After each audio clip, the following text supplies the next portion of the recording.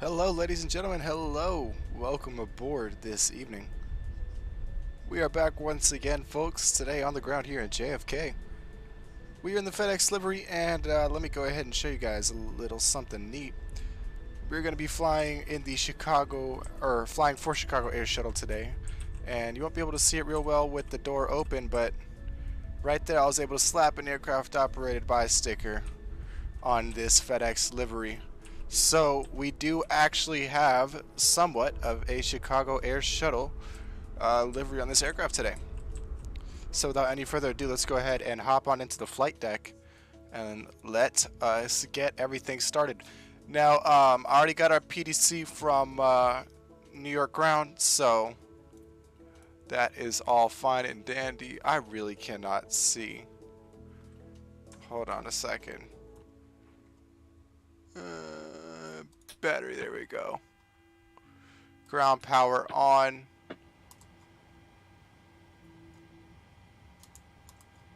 That's not what I wanted. Circuit breaker can come back offline. Okay. So, now that we've got power, we can get some lights on in this thing.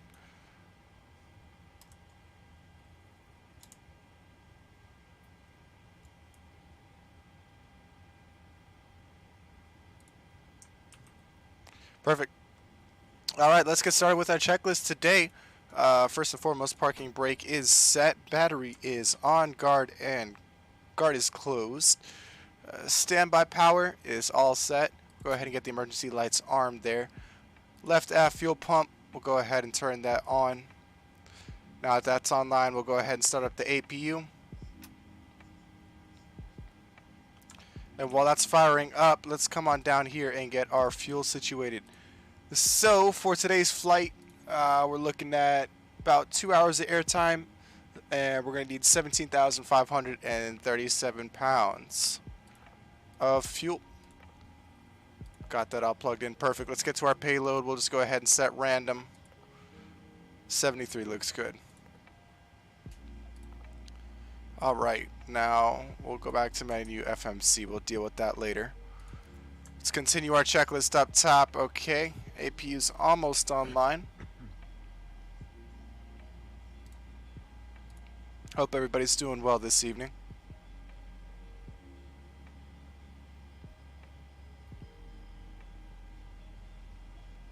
Once these APU gens, there we go. We'll go ahead and switch on over. Let's get the packs on. The APU bleed. Position lights are on. We can get the logo light on because it is dark. Cabin lights are all set. Emergency exit lights are armed. Passenger signs not required because we're in a freighter. Packs are on. Iris mode selectors. Let's go ahead and flip those over to nav. And we can go ahead and start working on our FMC. Let me just confirm.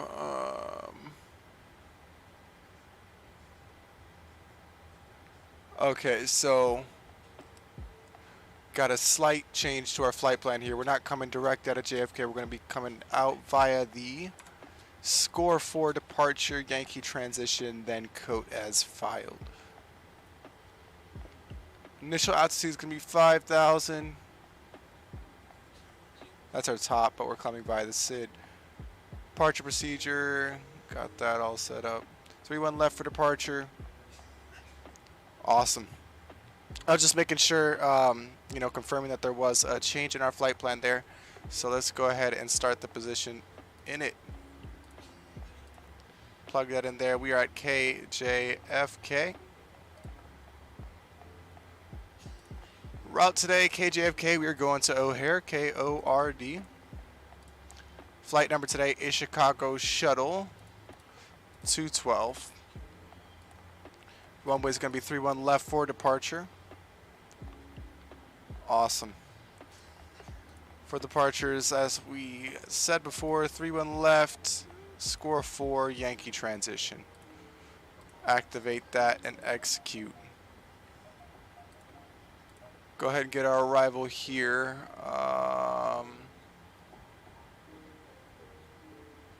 Actually, I'm going to go ahead and plug everything else in first. So,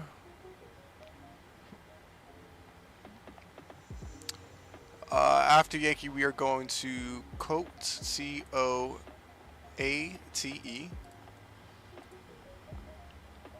And then from COATE, we're going to be we're going to Lake, L-A-A-Y-K. And we're going to Lake via the Quebec 436. Perfect. Then we're going to Yost, Y-Y-O-S-T. And we're going to be taking the Q436 to that as well. I believe we're on the Q436 the whole flight. DGRAF, D-G-R-A-F. By the same airway.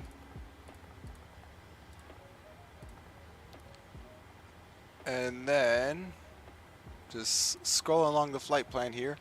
We're going to LHY 45 via the Q436. Then on to MTCAF via the same airway. Then on to Rebel.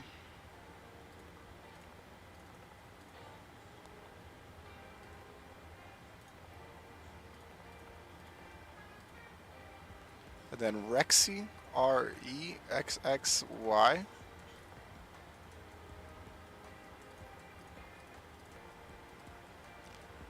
And then Herba, Herba.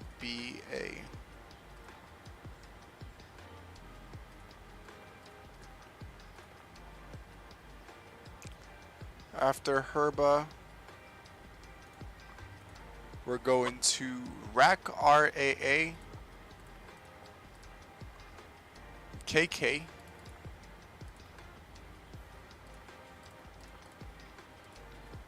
then from Rack we're going to CFHHD.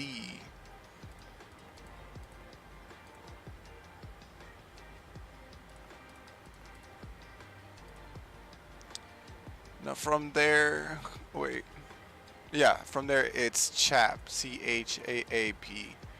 Got a little bit confused there, thought I misread that.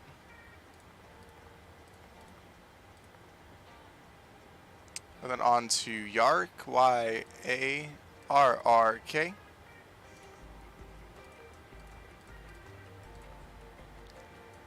And then from Yark, quite a long flight plan today, guys. I'm sure that I'm probably doing something redundant and putting a whole bunch of waypoints in that I probably don't need to put in, but that's okay. After Yark, we're going to CFGCQ.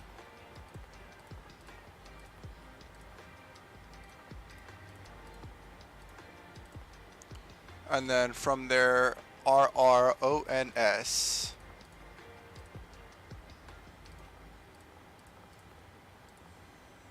And then after that, Boots, Bravo, Oscar, Tango, Tango.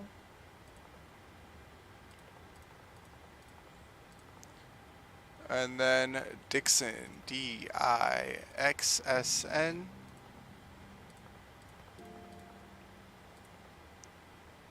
And then lastly, we are going to Emma, Echo, Mike, Alpha. And then we can go ahead and execute all that. Perfect. Arrivals into O'Hare. We're going to be arriving 27 left. Now, I did a flight earlier today. I was supposed to be arriving 27 center, and I came in 27 center, and there was no runway there. So I'm not 100% sure what's going on, if that's just like a problem with the default scenery, which I'm sure it is. But I'd rather go ahead and take the RNAV 27 left. Perfect. And we'll be coming in via the Windy 2.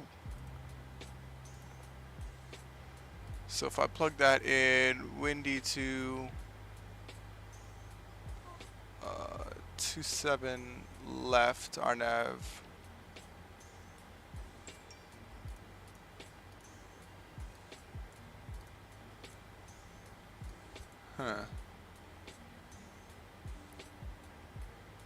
Let me just confirm that they're landing that direction still. Because I did plan this a while ago. Arrival. Oh, 10 center approach. Okay. Well, that definitely changes things now, doesn't it? Alright,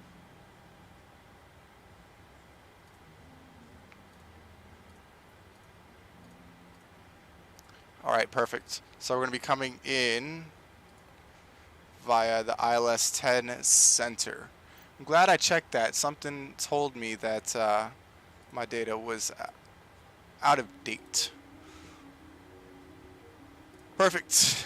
Now we'll go to the legs page and make sure that everything loaded in as it should.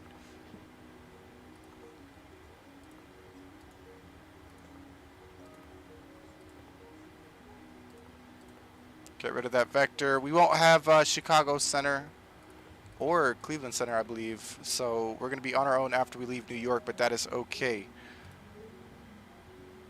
All right. I believe we got everything set up there. Let's go ahead and get our perf init request.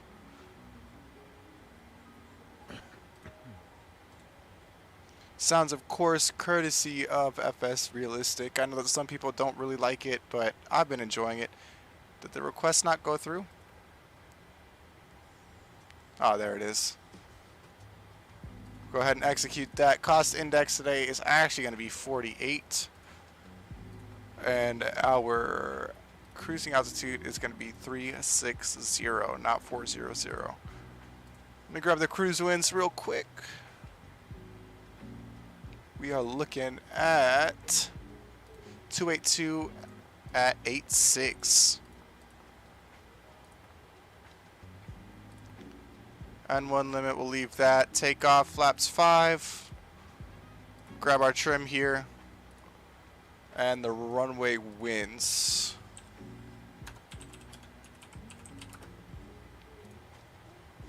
Winds are 320 at 16.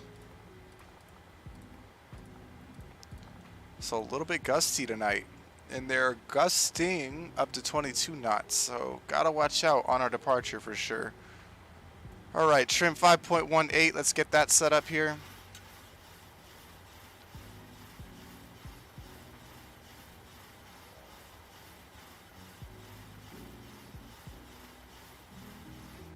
Right about there is good.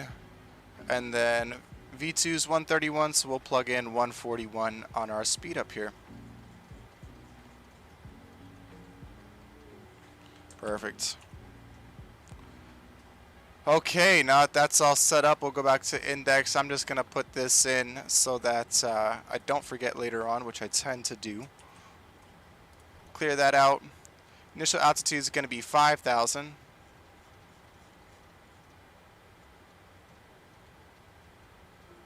Got that set up. Cruise altitude is going to be 360. Landing altitude is going to be, we're going to set it for 700.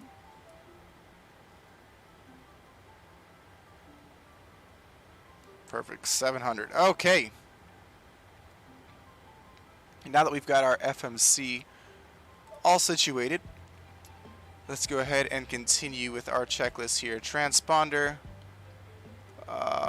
We don't have that set yet, so our transponder code is going to be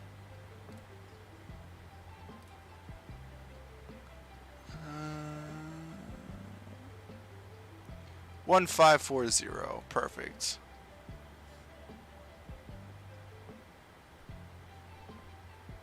And I'm going to set that over to TARA early, so once again I don't forget. Okay, transponder set, speed set, everything else is set. Got the initial altitude. Yaw damper, go ahead and flip that on. Window heat can come online. Flight altitude is set, landing altitude is set. Flight directors can come online now.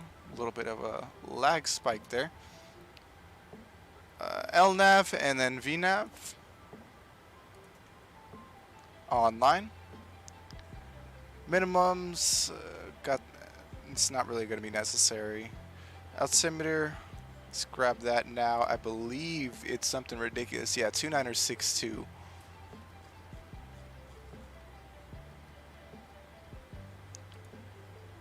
Okay, auto brake is set to RTO. Let's go ahead and tune to the radio frequency. JFK ground. I guess there's no more JFK ground. So we're going to be tuned at JFK Tower 119.1.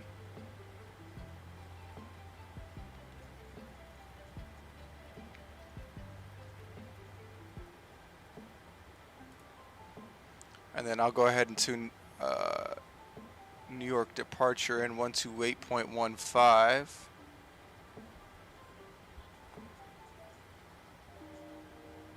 Right, yeah, 128.12. There we go. Okay, now that we've got all that plugged in, I think we might just be ready to go. So if we are departing, what runway did I say we're departing? 31 left.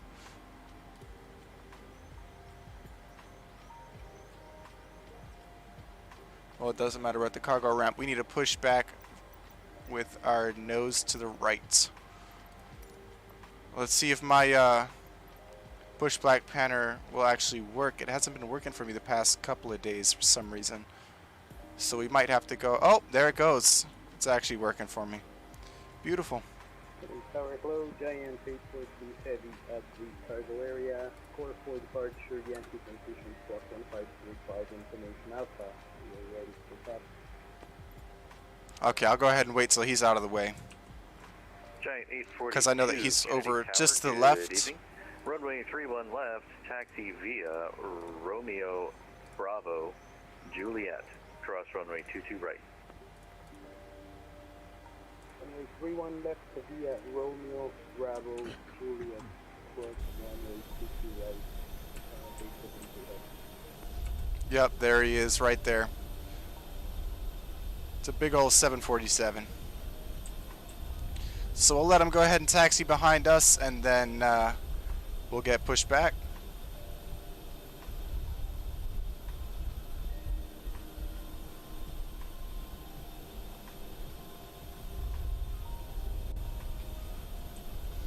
But while we're waiting, I can go ahead and give you guys a better view. There's our Chicago Air Shuttle logo right there on the plane. I'm honestly just kind of impressed with myself that I was able to work Photoshop well enough to get that on the aircraft. As I've said before, I'm absolutely atrocious when it comes to anything graphic design or trying to work on liveries or anything like that. I mean, it doesn't matter what the sim is, if it's flight sim, truck sim, you name it.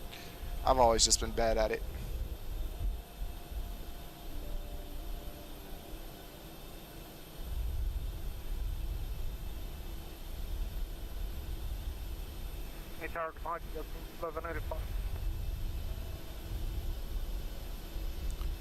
Alright, it looks like he's going to be making that right turn there, so we can go ahead and request our pushback now. Cockpit to ground.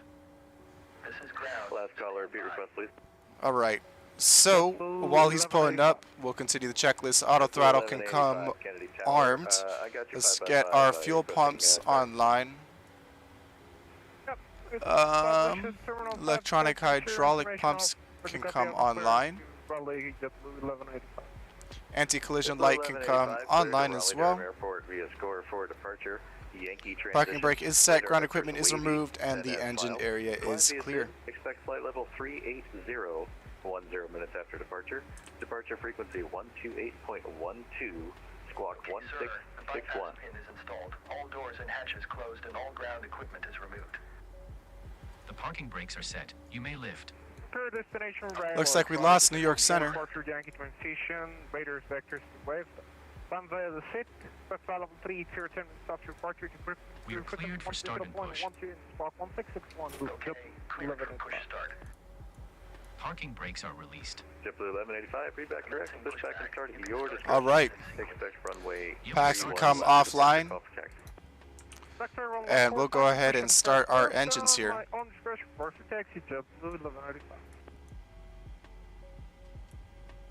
Gorgeous.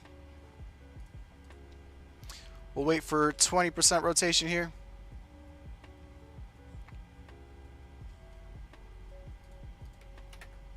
And introduce the fuel.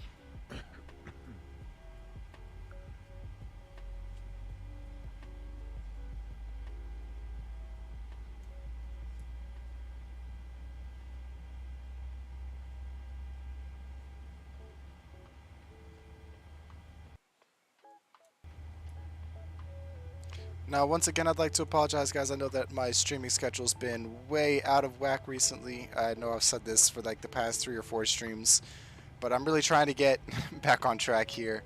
Life just keeps throwing me curveballs that I got to deal with. Starting number 1 now. I'm just glad that I was able to get back out on the stream tonight.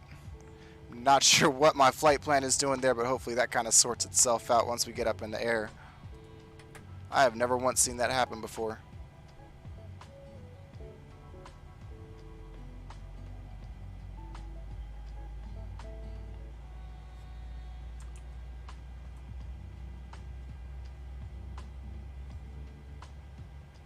So we should be basically done with our pushback there. Pushback completed. Please set your parking brake. Parking brakes are set. Parking brake set. Parking brake set. Lowering aircraft. Wonderful.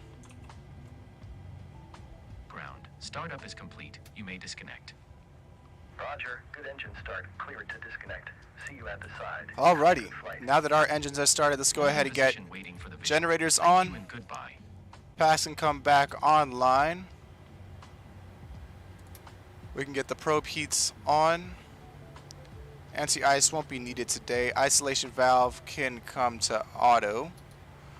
APU bleed can come offline. APU can come offline.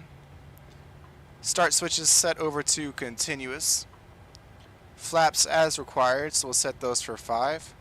Elevator trim I already set. Let's get our flight control check. So we'll go full forward, full back, full left, full right. Full right rudder, full left rudder. Gorgeous. Alright. We are all set to go and we are ready for taxi. So I'll go ahead and give Tower a call here. Let me pull up my ground charts there. Kennedy Tower, Chicago Shuttle 212 with Alpha ready to taxi. Chicago Shuttle 212, Kennedy Tower, good evening. Runway 31 left, taxi via Sierra Bravo Juliet, cross runway 22 right. Sierra Bravo Juliet, cross runway 22 right, 431 left, Chicago Shuttle 212. All right.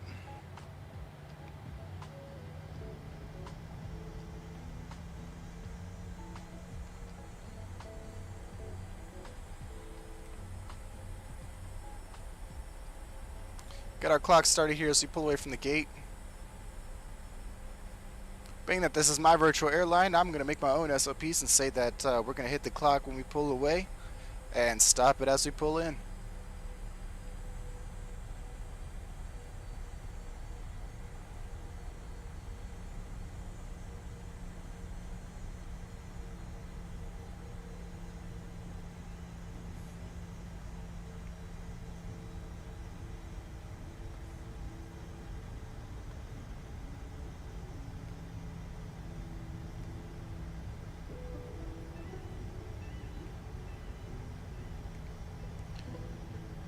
Okay, coming up to Bravo here. Yep, this is Bravo, so we'll make the right turn. I don't have my chat pulled up right this moment. I will have it pulled back up once we're airborne. I'm just looking over at my ground chart right now, making sure that I'm following the right taxiways.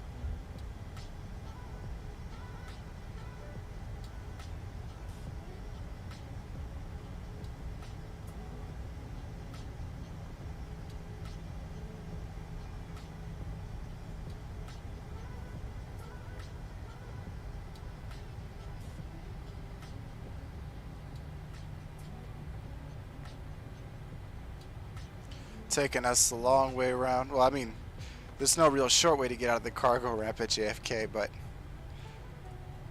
it's going to be a nice long taxi here.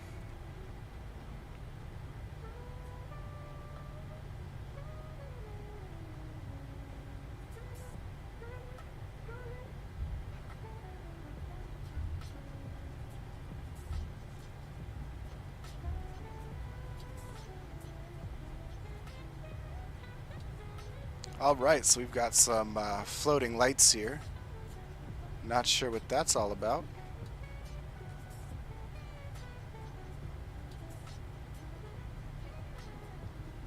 Some of these scenery glitches in the default airports are kind of interesting sometimes. I know at Memphis there's just a big dip in the taxiway coming from one of the runways over to the FedEx ramp. The easternmost runway. I'm not sure which one that is. Okay, let's see. Left turn here is going to bring us on to Alpha, which turns into Juliet. So this is the way we want to go.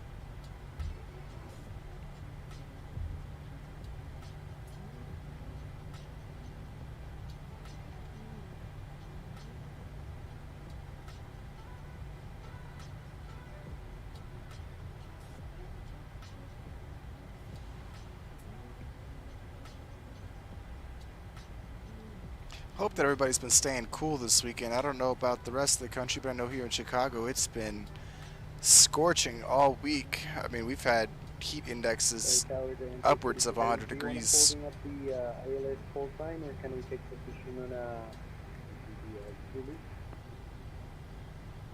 Giant 842 Heavy, you can continue taxi to Juliet Zulu. Hold short 31 left of Zulu.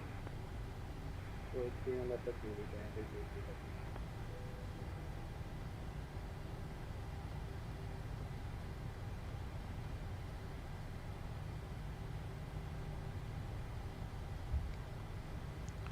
Almost there.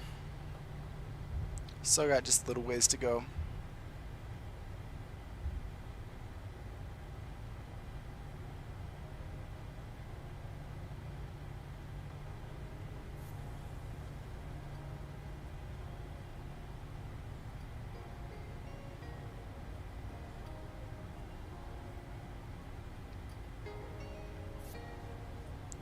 I've been flying the Honda Jet so much recently that coming back to the 737 and trying to learn how to land kind of the heavier planes once again, it's been interesting to say the least. I've had quite a few firm landings. But thankfully I've been doing most of my flying in the cargo variant, so no passengers to complain. Now I am hoping, as I said, someday to find somebody who actually knows how to make liveries for these aircraft, so I can actually get a custom set of liveries for our airline, because I just think that'd be so cool.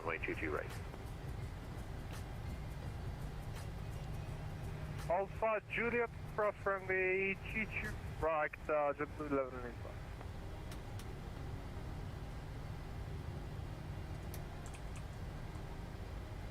Got our strobes and wing light on as we prepare to cross 22 right here.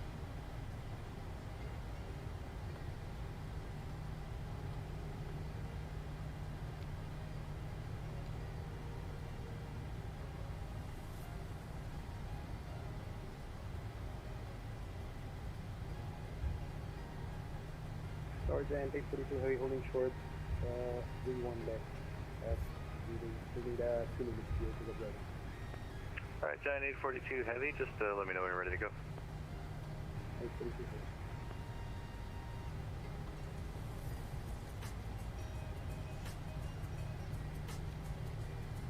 We're going to pull behind this giant 747 here, and we'll be number 2 for departure.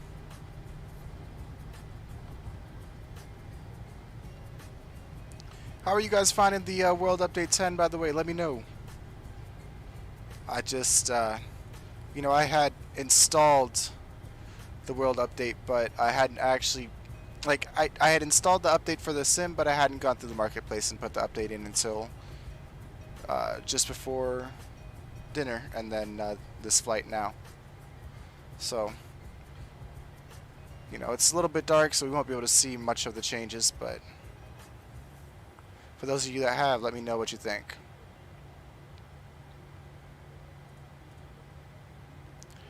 JFK Tower, Chicago Shuttle 212. We are number 2 at Zulu 31 left.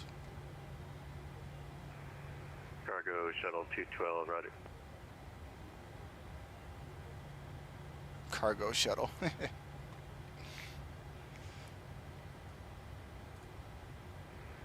JFK Tower, good evening, American 1722, requesting IFR clearance to Philadelphia. I do not have an ATIS available.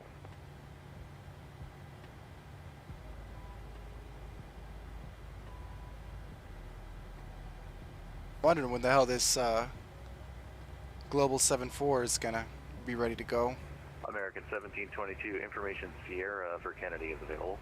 You are cleared to Philadelphia International Airport via score for departure, Ranger transition. Radar vector is Dixie, then as filed. Climb via SID, expect 8,010 minutes after departure. Departure frequency 128.12, squawk 1541.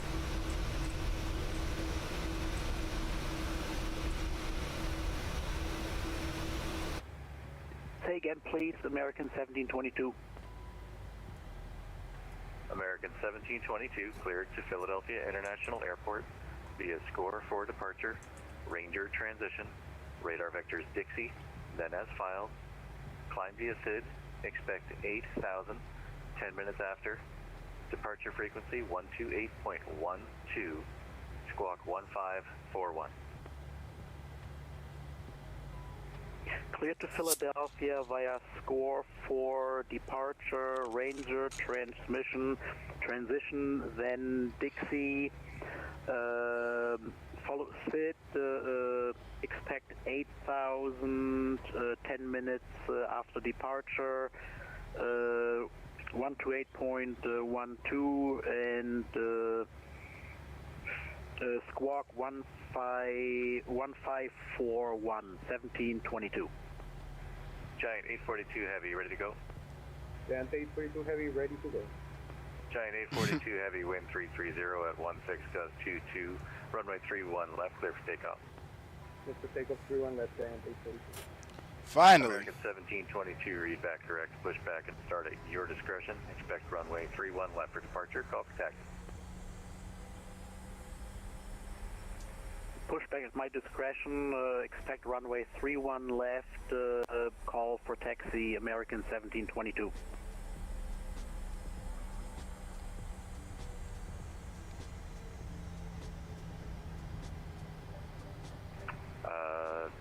Charlie Sierra 212, I can't remember your call sign again. Can you give that to me one more time? Yeah, that's going to be Chicago Shuttle 212.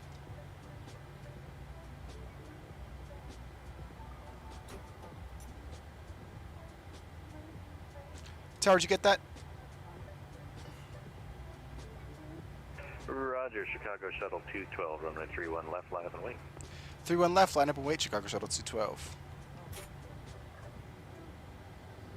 Tower, good evening. United 2764 requesting IFR clearance to Atlanta.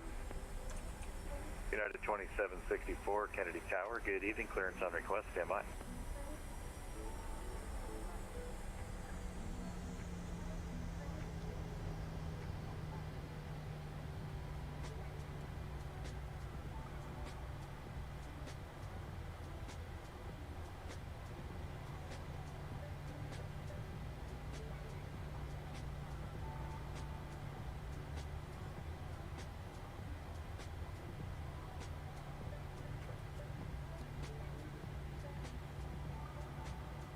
Alrighty.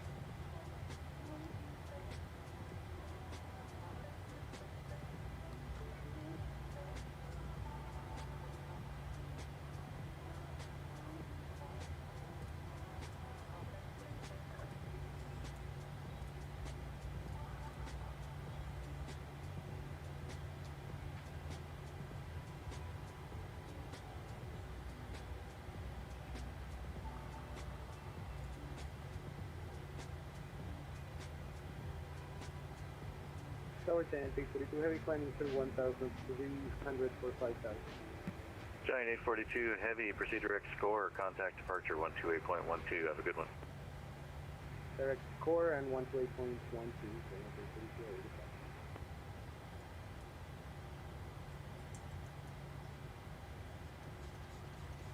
United 2764, I have your clearance advisor to copy. Ready to copy, United 2764. United 2764, clear to Atlanta International Airport via score for departure, Ranger transition, radar vectors Robbinsville, then as filed. Climb via SID, expect flight level 38010 minutes after departure. Departure frequency 128.12, squawk 1605.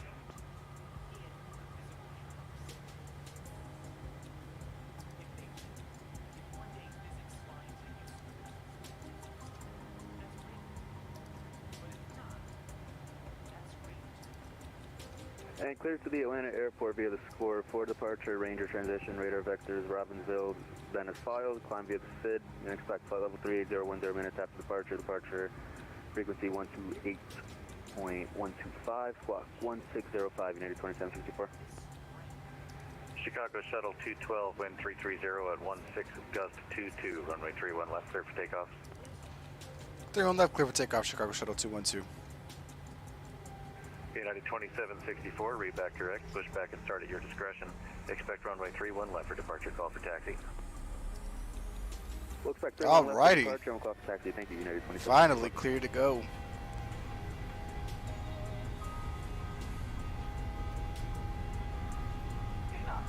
Control firm for the port departure.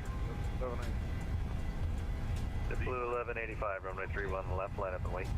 Man, this thing just takes off, doesn't it? Positive rate of climb. Gear up.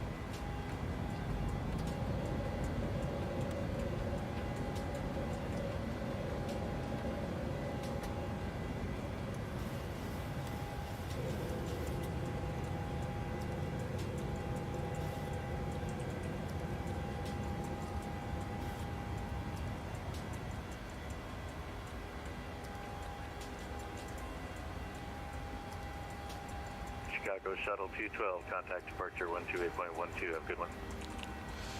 128.12. Have a good evening, Chicago Shuttle 212.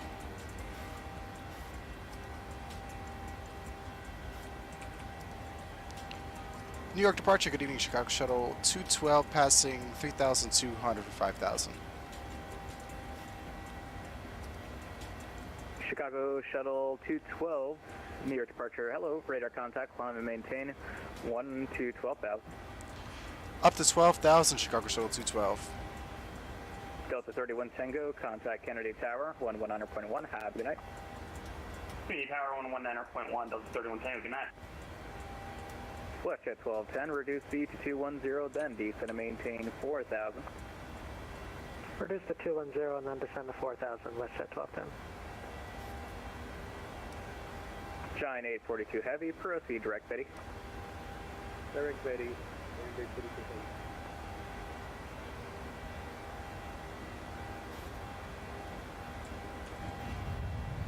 Giant 842 Heavy, contact Boston Center 134.7. Have a good night.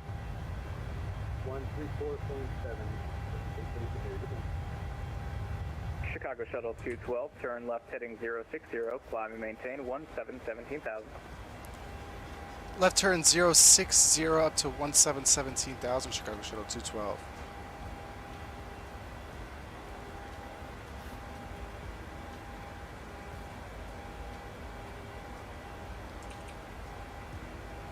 Here's departure Delta 2565, short of Alpha rate taxi. Delta 2565, runway 31, taxi via right on Alpha, Zulu. Right Alpha and Zulu 231, Delta 2565.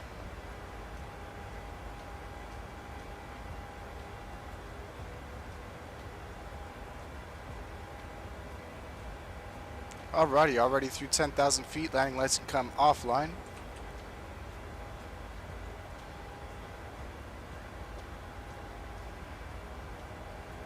Get our lights dim just a little bit more here.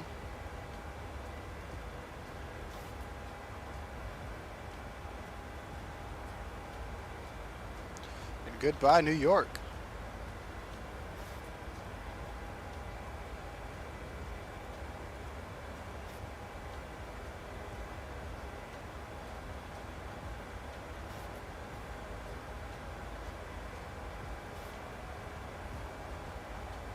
WestJet 1210, clear direct Yeoman. Direct Yeoman for WestJet 1210.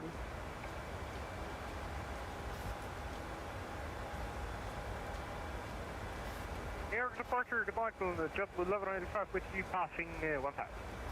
JetBlue 1185, near departure radar contact, climb and maintain 1 to 12,000. 1,000, just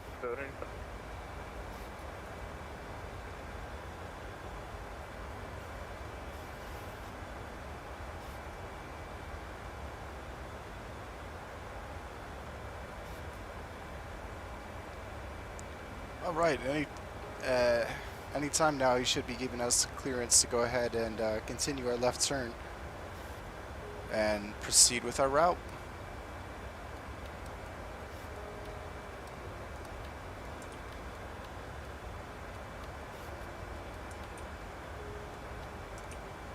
Delta 2565, are you ready for departure?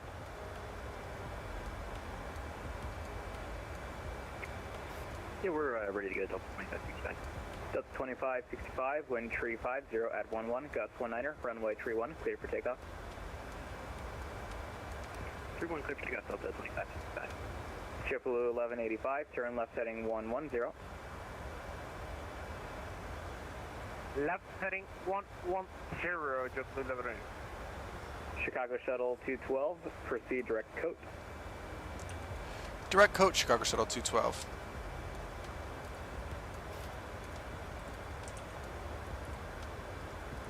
Chicago Shuttle 212, leaving my airspace New York Center is offline. Radar service terminated. Frequency change approved. Have a good night. Over to Unicom, have a good evening, Chicago Shuttle 212.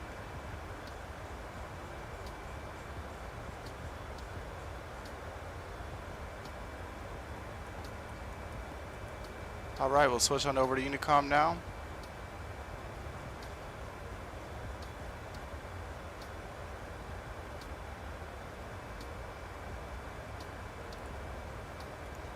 And we begin our long journey alone over to O'Hare.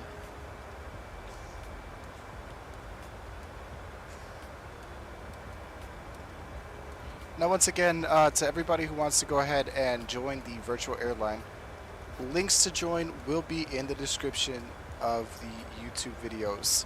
So go on over to the YouTube and just go ahead and click on either this live stream or the previous one, and you should be able to find the links to go ahead and sign up.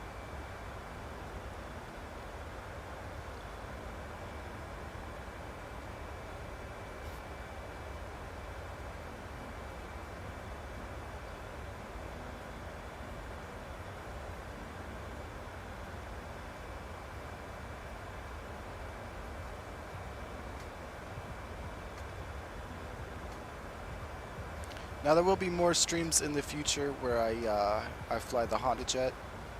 I know that the last stream that we did, I had to crash the desktop like 3/4 of the way through the flight, and at that point, I've already flown so much of the flight, it's not worth it to me to restart it.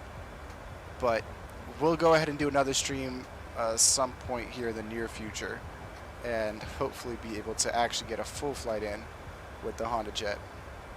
I love that plane. It is such a joy to fly.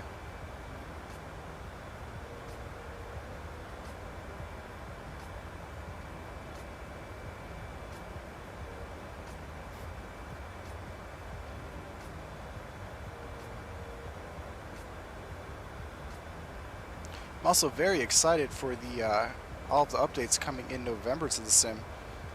In particular, that A310 has caught my eye, and I am very eager to fly it once it does come out.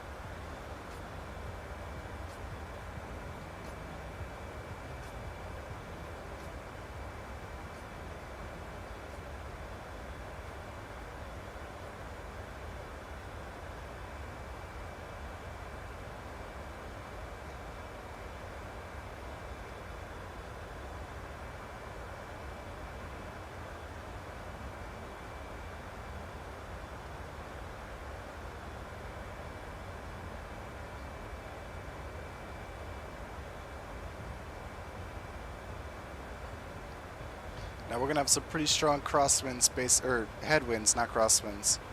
We're gonna have pretty strong headwinds pretty much the whole flight. I believe at our cruise they're gonna be up to like 80 or 90 knots. So not gonna be getting there as fast as possible today, but we'll be flying, that's for sure.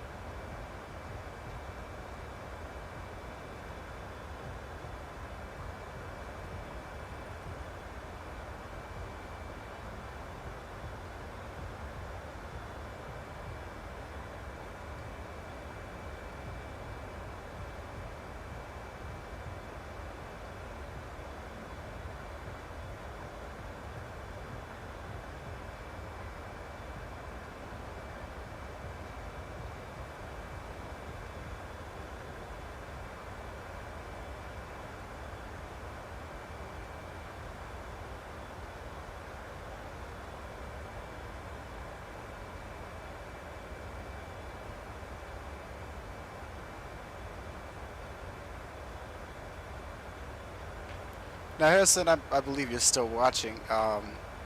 When you do come to Chicago, that link that I sent you, I'm telling you, man, we're going to do it.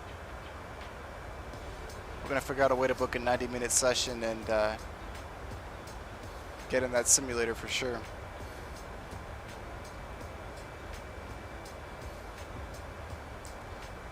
I just found a full, I don't know if it's full motion, but I know it's a full-scale replica 737 simulator here in Chicago. Or I guess it's right outside of Chicago, but nonetheless right in my area, so I'm going to be checking that out when Harrison comes up to visit later this year. I really want to do the river visual in it. I've always wanted to try the river visual in a simulator. So I think that that'd be a pretty cool first flight.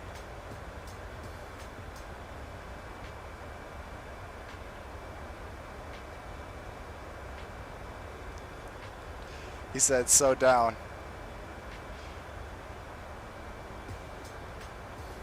Yeah, man, I'll be holding out till you come.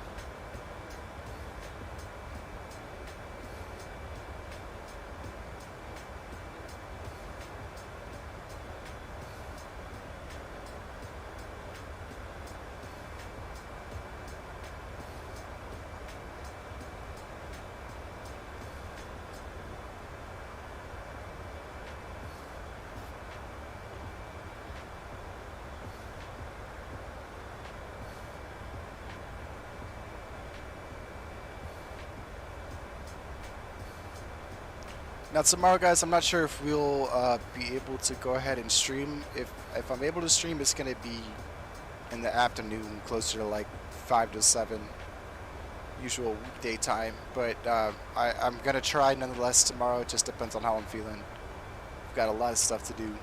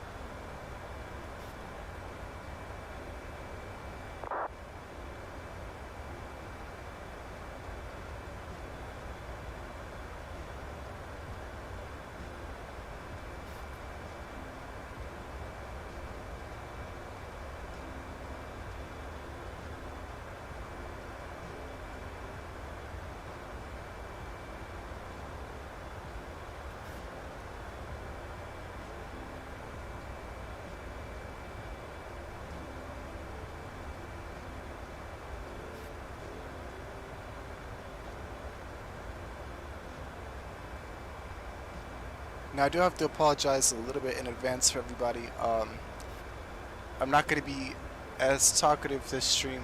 I've got some other stuff that I'm doing on my other screen that's taking a bit of my attention, so I do apologize for that.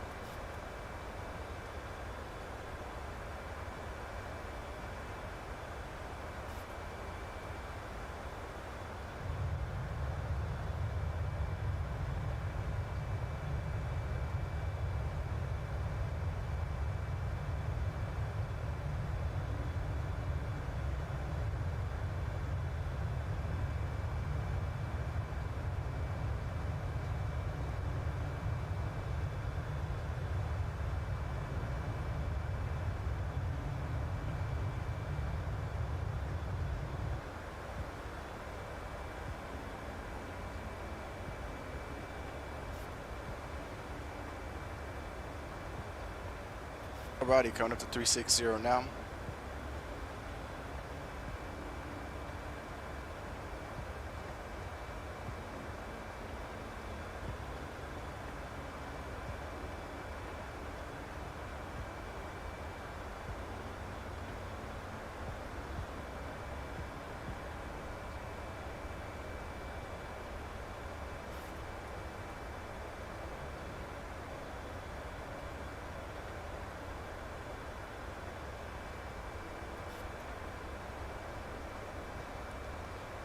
Let me just double check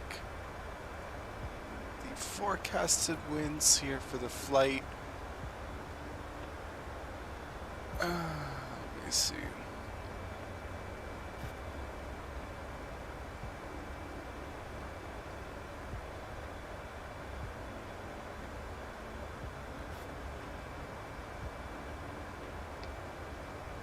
Yeah, it looks like the winds are going to be pretty steady for the most part.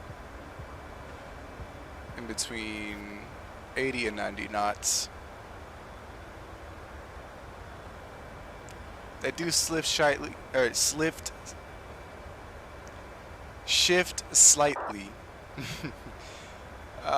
from like 280, 285 all the way up to around 320 to 325.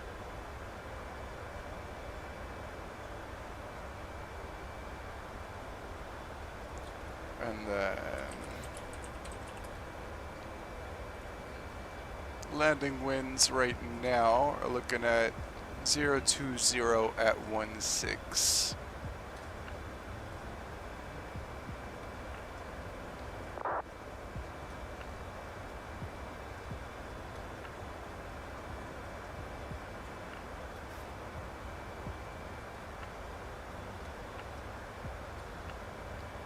So we're gonna have a pretty significant crosswind there on the landing.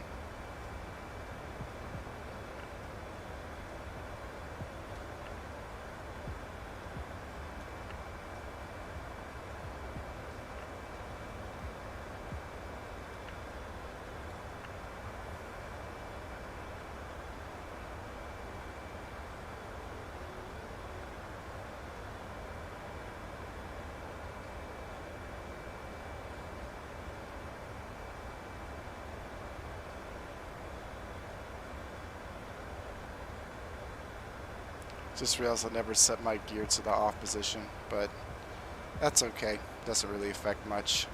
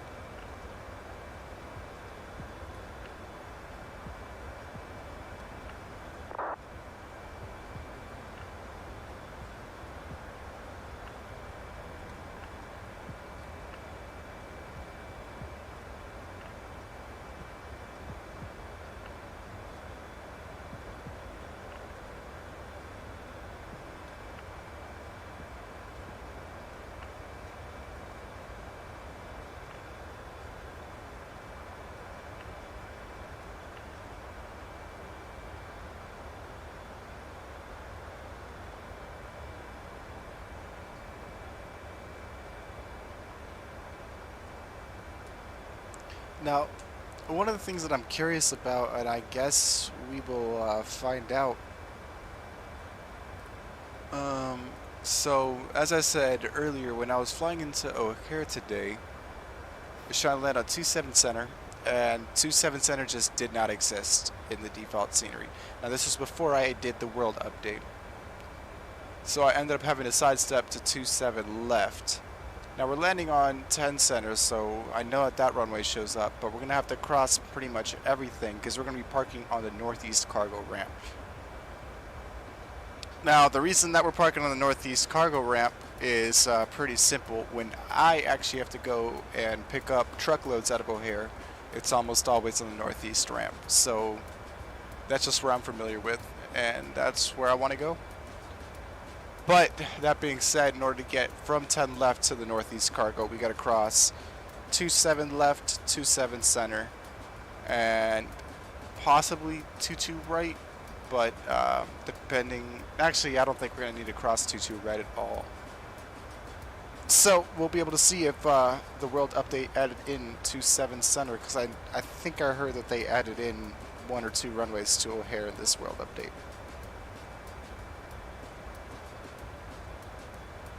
I will be very, very glad though if they did, because that was quite the experience. I was only on like I was on about 2 miles short final when I finally realized that what I was looking at was a taxiway and not a runway, and that where the runway should be was just grass.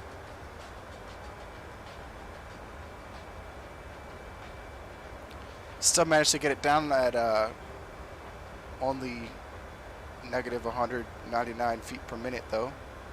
So I'm impressed with my own ability to still put it down kind of softly. I mean, you know, definitely could have been better, but could have been a lot worse.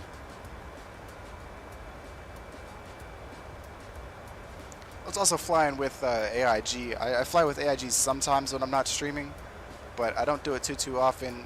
For whatever reason, when I use the traffic manager and I inject traffic into the sim, it just gives me these really, really bad lag spikes when I'm coming in on like short final. And you know, being 500 feet off the ground trying to line up and your game freezes for 30 seconds, it makes things a little bit more tricky than I like.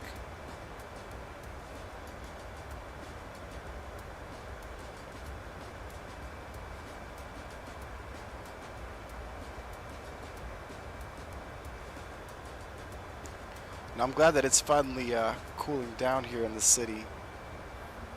Where I live, or at least in my unit, I don't have air conditioning down here, so during the summertime when it gets hot, it gets hot.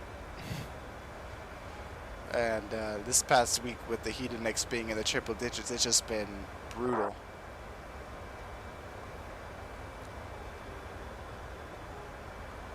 Thankfully, it is the lowermost unit, so it's not, you know, right up top where all the sun's shining directly on us, but it still heats up pretty good during the daytime.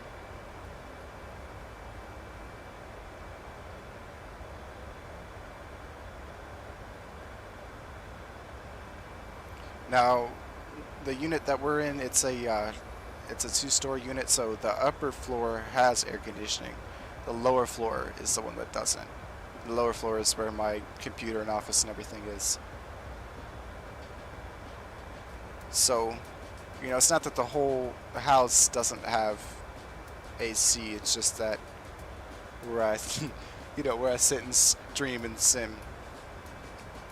So that's also been, you know, complicating my ability to do streams.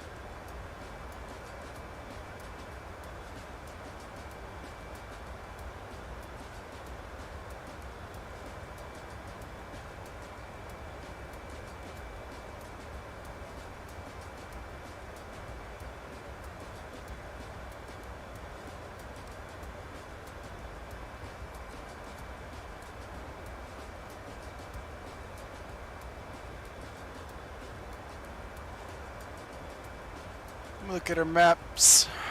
Looks like we're just past Scranton now.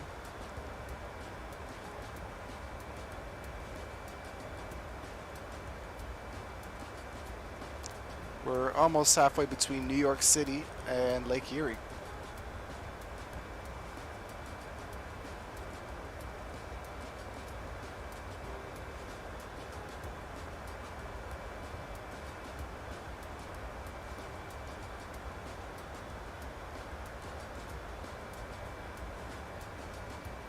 Now, one of the things that I absolutely love about FS Realistic is the camera movements that you're seeing here, how you actually, you know, the turbulence and the shaking of the aircraft and the wind and all that, it feels so much more realistic than just the default where your camera's always like stationary with the aircraft.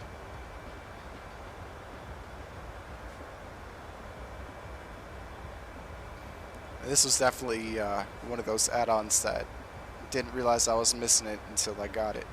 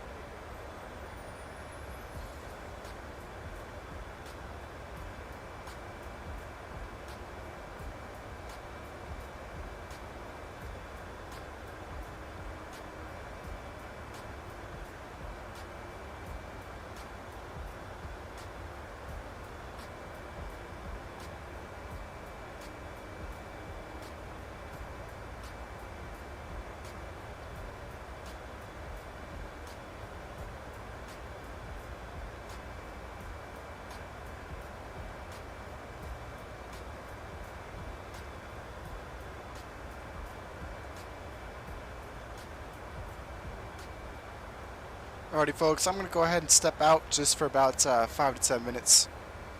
I'll be right back.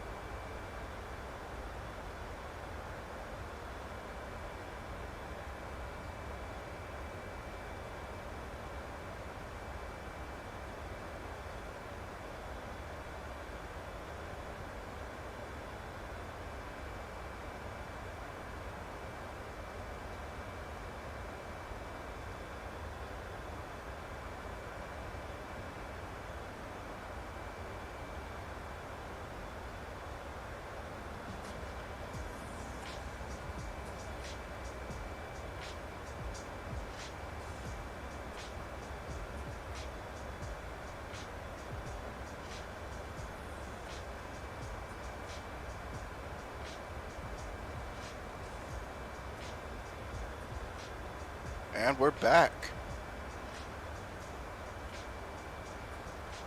Thank you all for staying tuned.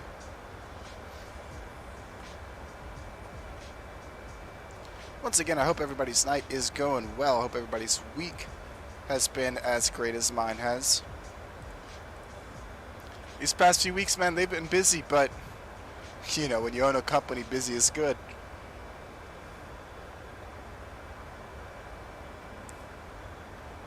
Overhead never goes away.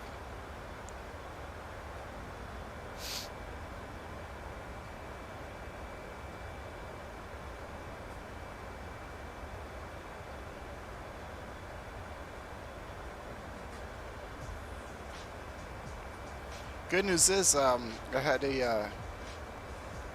a load that I was curious about. So the load itself it's for dry ice, and you know, for the past few weeks I've been trying to figure out whether I needed hazmats to do dry ice or not.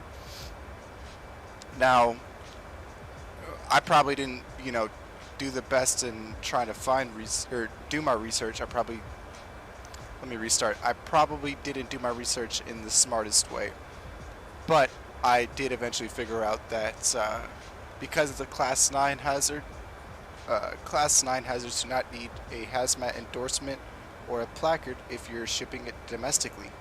So, long story short, I'm good.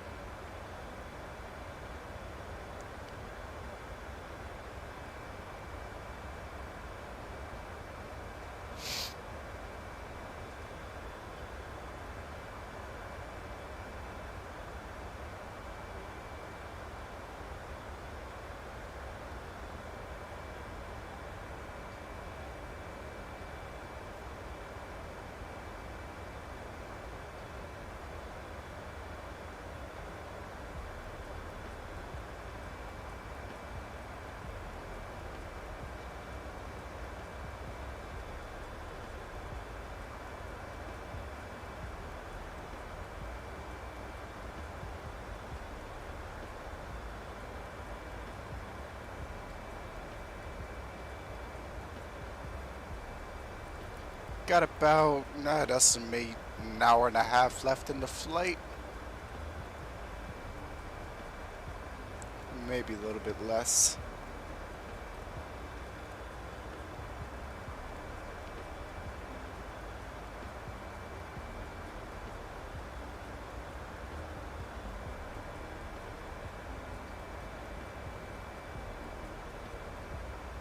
Now I went ahead and chose this route because there was a controller at New York Center that was getting his center he was qualifying for the final test of his center training for New York Center, and I wanted to go ahead and support him and all that, but as you guys saw, by the time we got up in the air, they already went offline.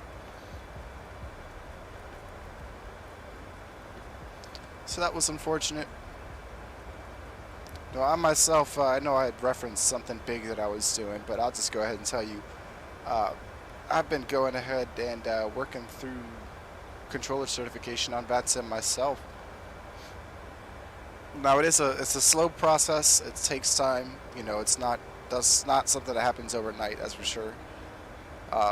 So I'm already one training session in. I've got about 4 or 5 more before I get my S1 certification, and that will allow me to control ground and clearance. And I'm a part of the DC RTEC, so once I am certified, you guys can catch me controlling Dulles ground. KIAD. Now, even though I live in Chicago, I was born and raised in the DC area, so that's the reason why I went with the DC RTAC instead of Chicago RTAC. I'm just a lot more familiar with the airspace and the airports over there than I am with all the stuff over here in Chicago still.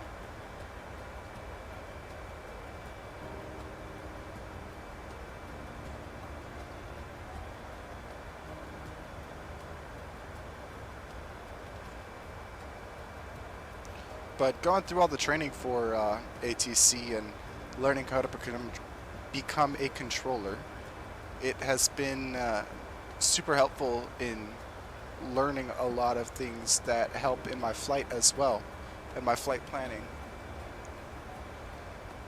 Like knowing, you know, how to read charts better, how to figure out different airport procedures so that I can go into flights ahead of time, basically pre-prepared, versus going in with just basic information and then kind of doing the rest, for lack of a better term, blind.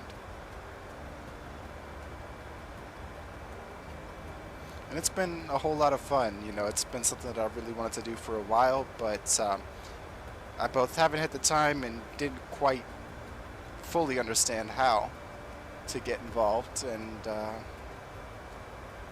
you know, as I've had more free time, well, more free time is kind of an interesting term, but as I've had just more time than before, we'll say, I've went ahead and finally started going through all that.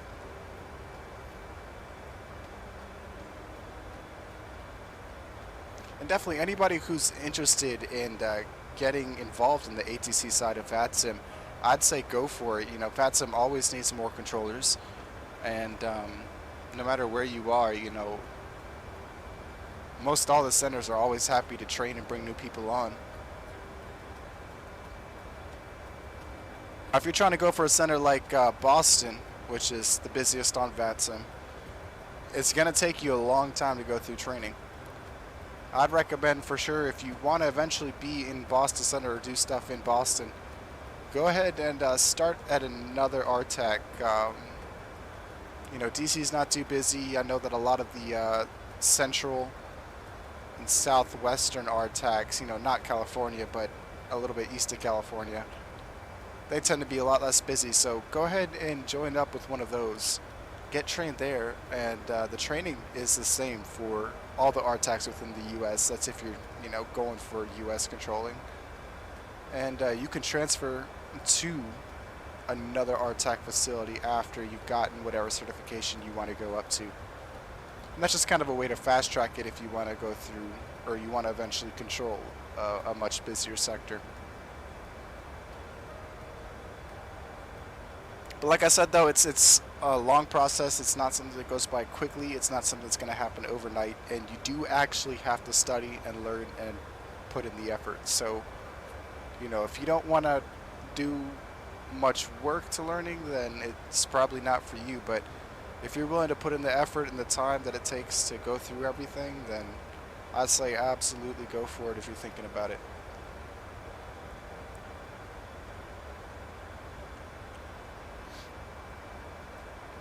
And if anybody has any questions on how to go through that, how to get started, or anything to that nature, just go ahead and let me know. And try to answer them as best as possible. Oh, look at that. Looking at my VAT spy, it looks like Chicago Center's come online. So we might have a little bit of coverage tonight. Although I think that we'll actually be at Toronto Center here at some point. Let me double check.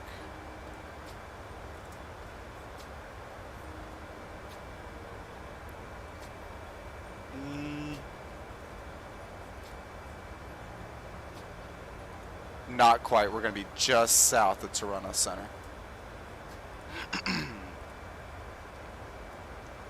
But we will have Chicago for our arrival into O'Hare. And hopefully they do give us the 10 center like Real World 8 is the same.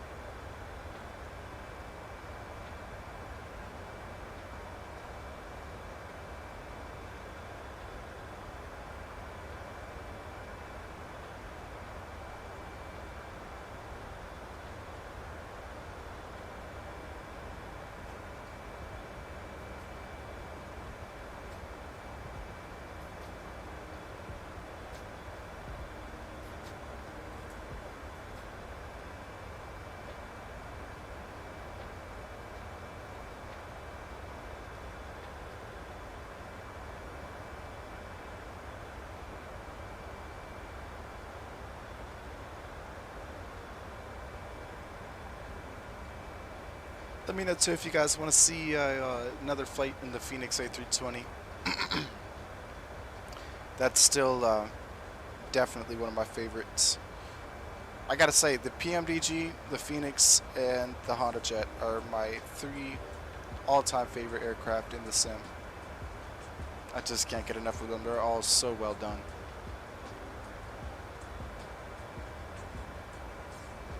And the Phoenix in particular, I feel like has just a really, really wonderful fly-by-wire model that they've built. It just, everything feels and reacts just like you'd expect a fly-by-wire Airbus to. Now mind you, I'm not an Airbus pilot. I don't have Airbus experience in the real world in the slightest, other than just being a passenger on one. But based on how I think it should feel like, it gets that down to a T. And all the Airbus pilots I've seen that have done reviews on the Phoenix have said that it flies perfectly true to real world. So I'm going to go ahead and take their word for it. But regardless of all that, it's already got my stamp of approval.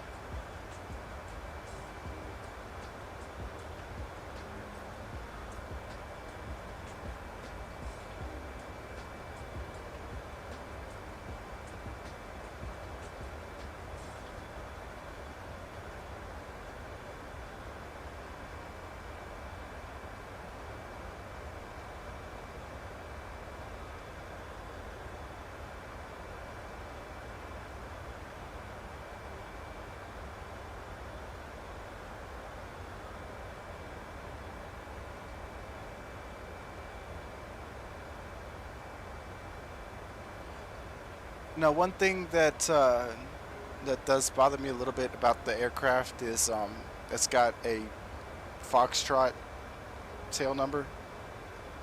It starts FHIOA instead of a November tail number. This is just the PMDG livery that I've gone ahead and slapped my logo on.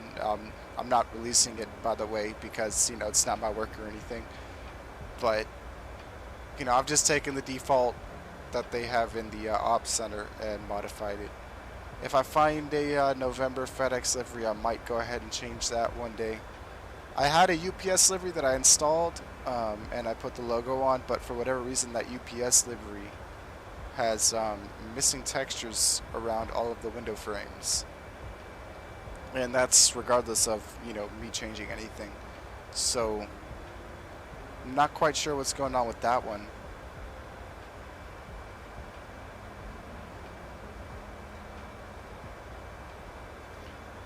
One of these days I might go ahead and slap the logo on a passenger plane or something. I'm not sure what airline I'd do, but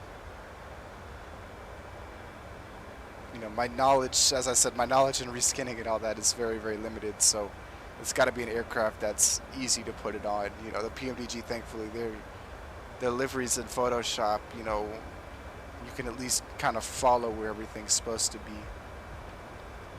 Versus, for example, the Honda Jet, I went in there and I tried to figure out and look, but I couldn't figure it out for shit. Harrison says, get a Prime Air, fly for Bezos. There's a Prime Air livery. I might go ahead and get it. I just have to blur out. It's already got one of those operated by things on it, so I'll just have to kind of paints over whatever airline they have on there and put my own logo on it, but that should be easy enough.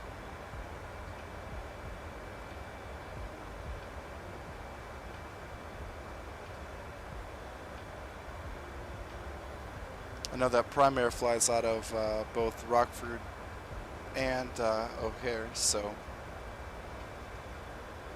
it'll be easy enough to do flights for them with the Chicago Air Shuttle.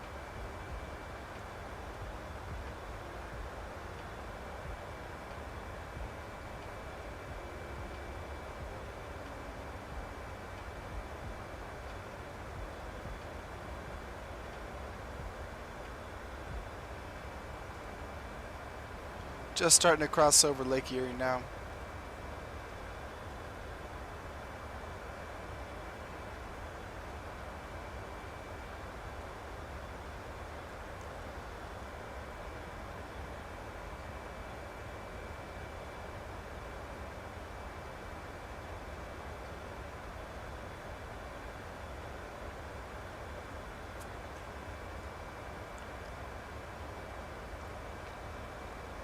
Yeah, Harrison. It is. I believe it is the Southern that they got painted on the livery on here. I mean, you know better than I did. You actually worked for them.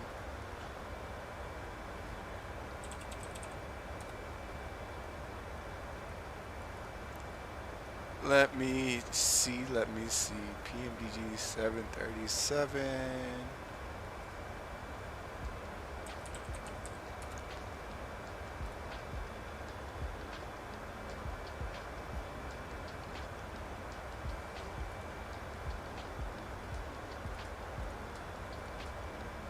Yep, Southern Air Inc.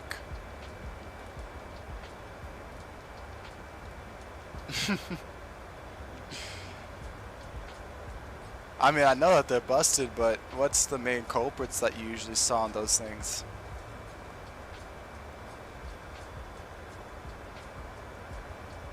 Like the main issues, I'd say.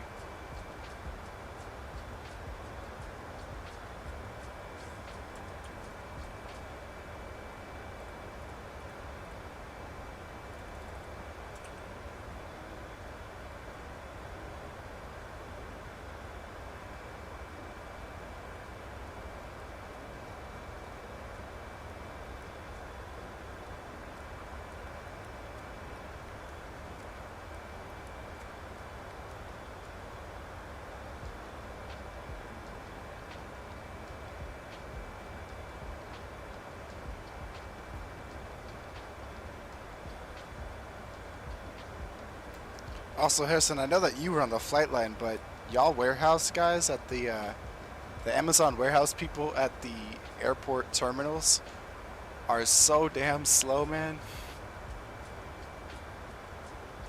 Both O'Hare and Rockford. APU never connected, kept falling out, or just never registered. Oh, man.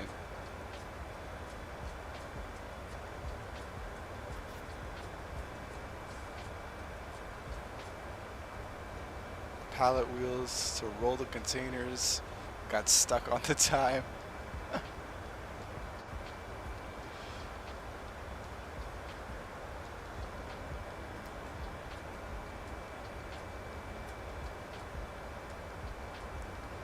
I mean, I hate to say it, but that's what happens when you contract literally all of your work out.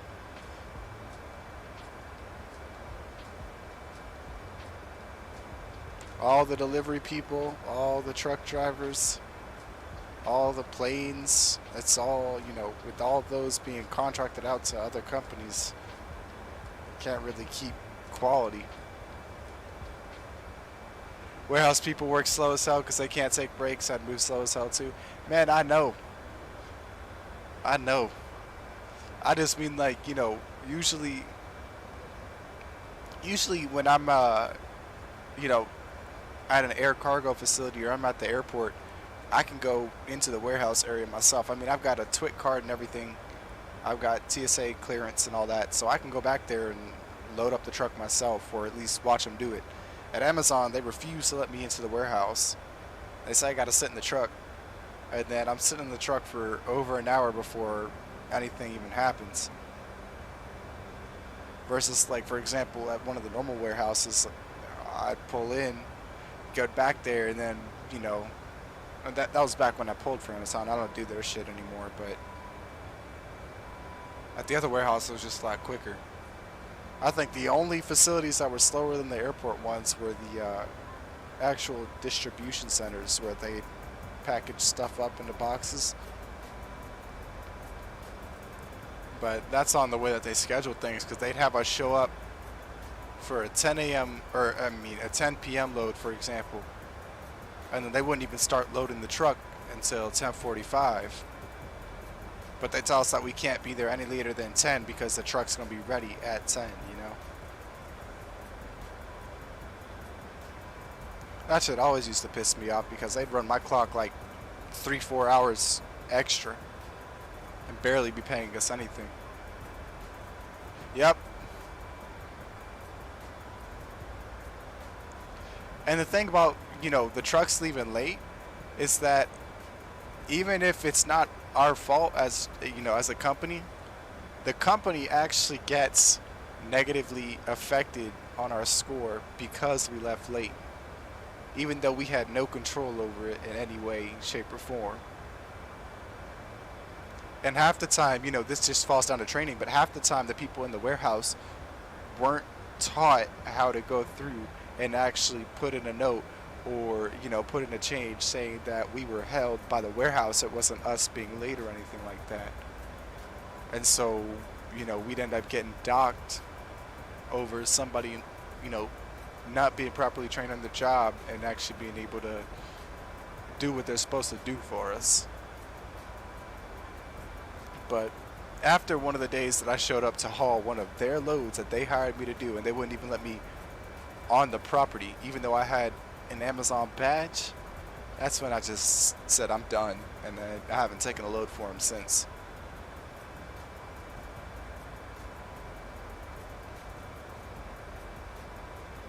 I'm not going to be paid dirt cheap to be treated like crap like that, you know?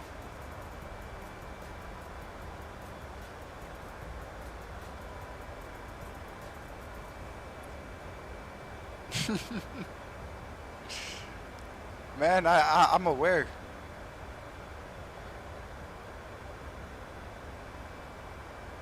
He said half the warehouse workers are just zombies working around. You think they got trained?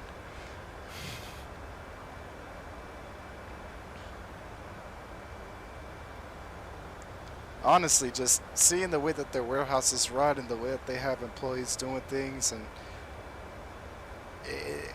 it's honestly, it blows my mind that they don't have like more workplace injuries and deaths at Amazon facilities than they do.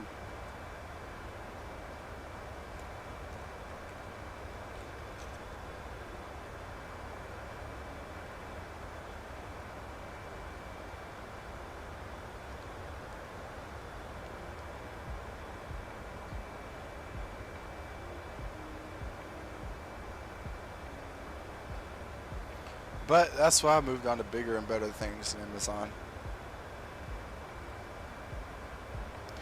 And I got tired of driving all damn night. Man, I'll tell you how they make money. They make money by not paying people and contracting everything out for bottom dollar.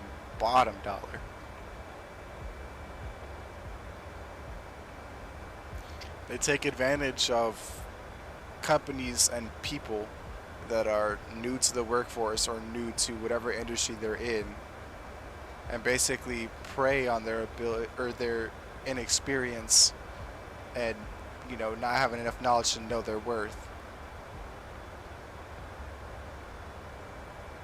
It's you know, those companies like Amazon were the reason why I started my company in the first place. It was not only because I wanted something better for myself, but I wanted to be able to have a workplace where my employees didn't feel like they were being treated like that, where they were being taken advantage of for every little thing, you know? Because especially in the trucking field, man, almost every company I worked for made me feel like that. And that's just like the worst fucking feeling in the world.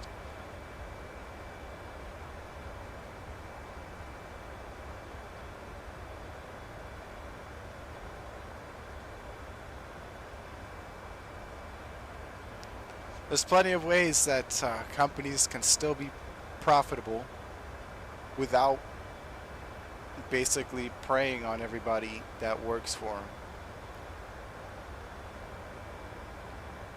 And a lot of it comes down to spreading the profits out more so that it's not just the very top people making 95% of what the company earns.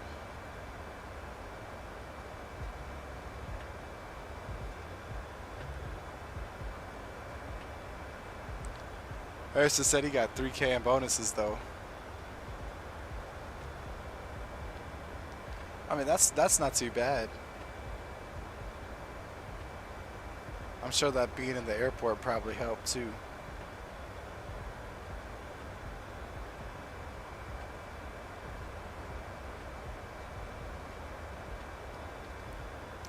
Or it might have just been that don't even think about unionizing.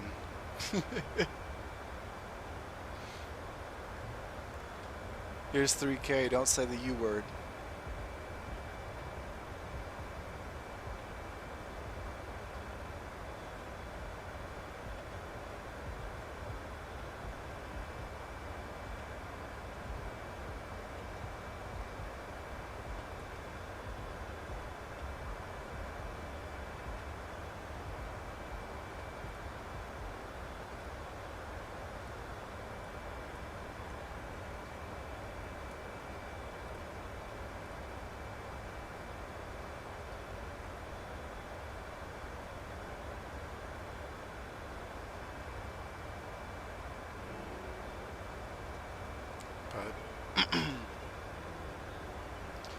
right about now, I wish I was making,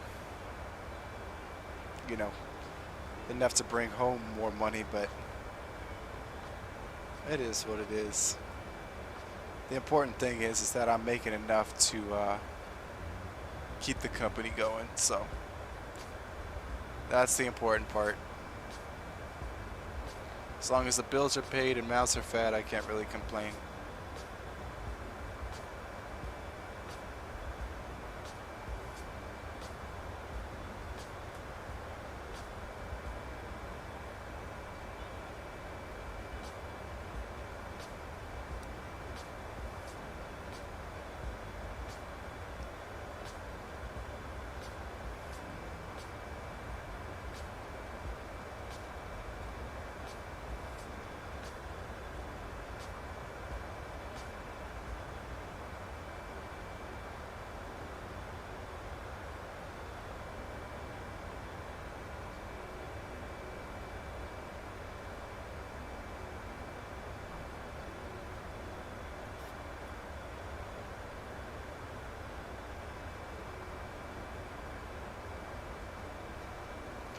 I'll tell you what, I hope that this summer things really start to pick up so that I can make enough side money, bring home money, that I can afford to get that TCS throttle, or not throttle, I want to get the yoke, and I want to get the Honeycomb Bravo throttle.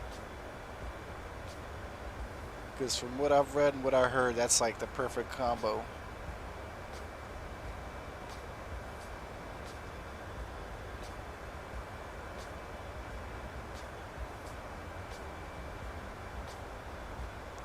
I've really wanted to get a yoke for a while, and I'm really, I don't know what the word I'm trying to look for here is, but I really like the style of the TCA yoke in the way that they have it built to kind of simulate a yoke that's in the ground versus a yoke that's like a Cessna GA style that's attached to the dashboard.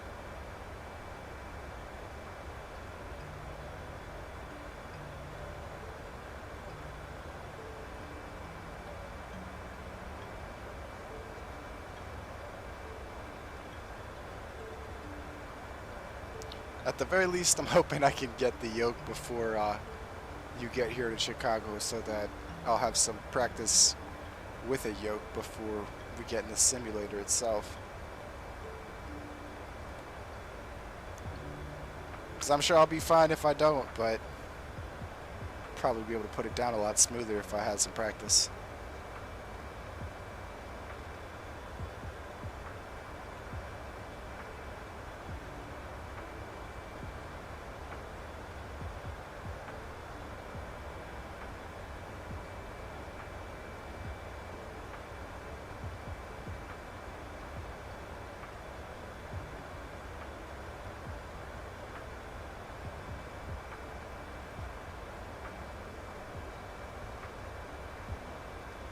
Well, how about this, Harrison? When we get in the sim, I was thinking if you wanted to go ahead and do the departure, climb out, all of that, and then I'll take over for the arrival and landing. We'll do a 50-50 split like that.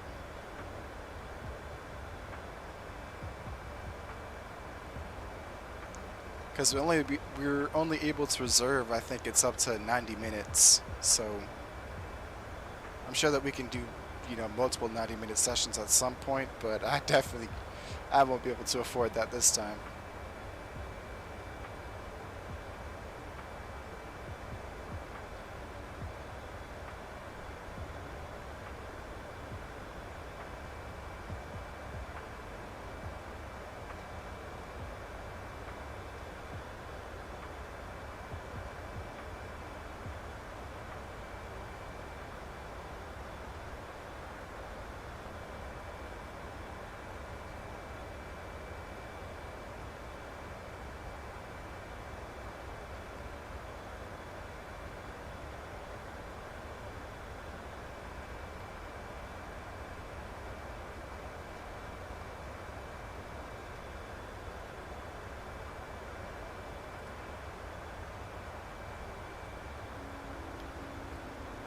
Let's see.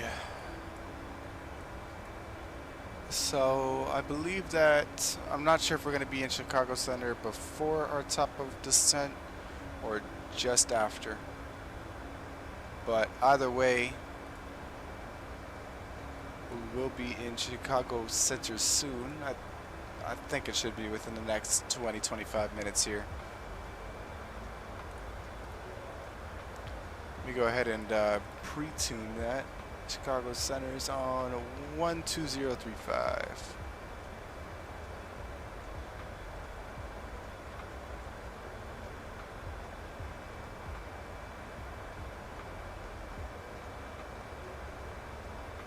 Alrighty.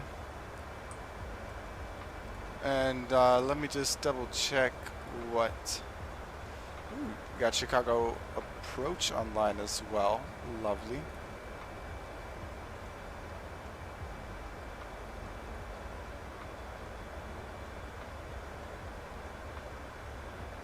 Alright, they are still using the 10 center. So we will go ahead and plug everything in for the 10 center approach. So frequency is going to be 108.95.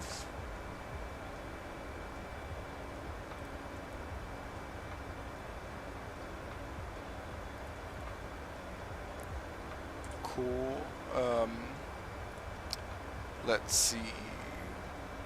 Our minimums are gonna be 1100.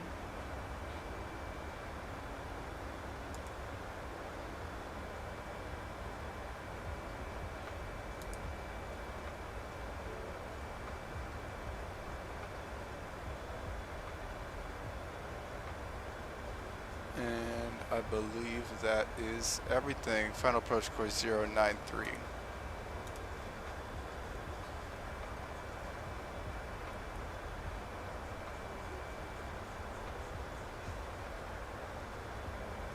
Perfect. Auto brakes will be set to 1. Just go ahead and put that there before I forget.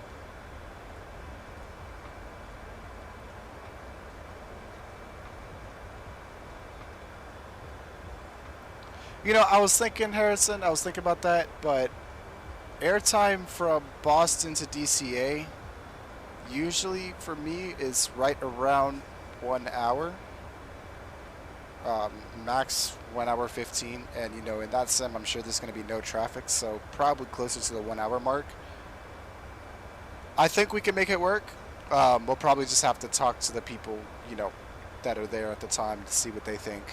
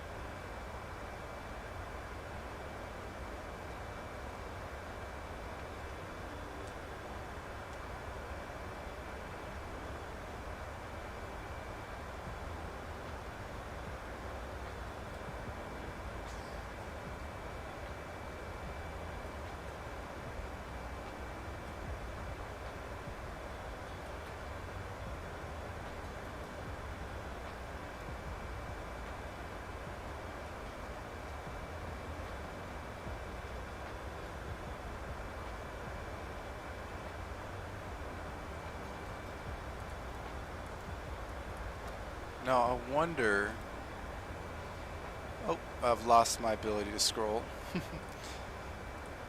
Gotta love when it does that. So we're not going to start descending till after windy. And if I look at the star...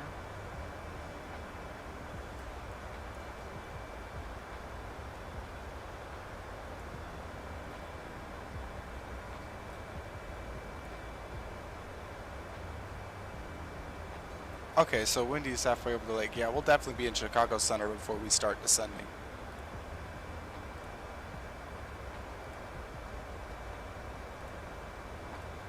Gorgeous. Alrighty.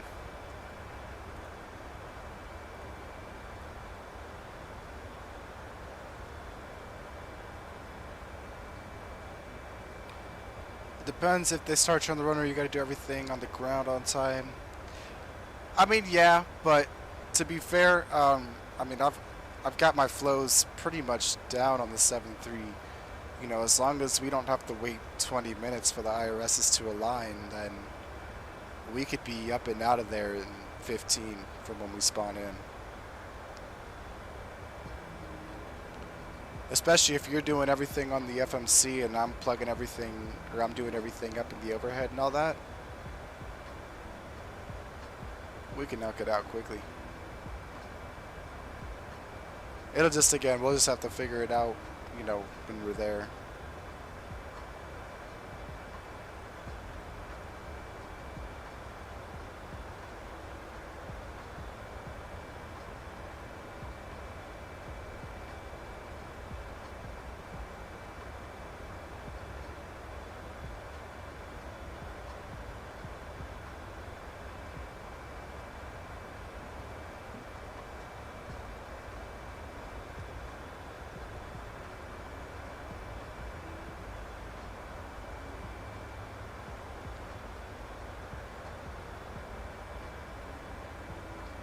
Harrison, when were you coming up to Chicago again? I don't quite remember what month it was.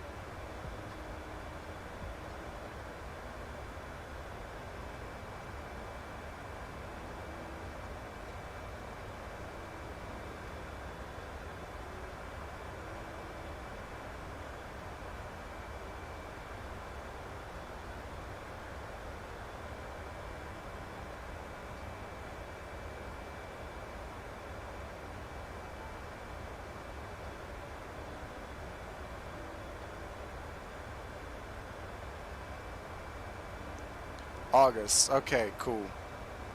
Cool. That gives me some time to prepare. Save some money.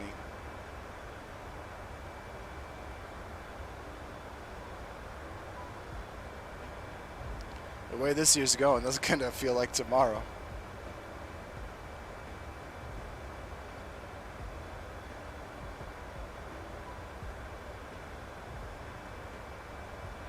But you haven't been up here since Blue Beret, man. It's been forever.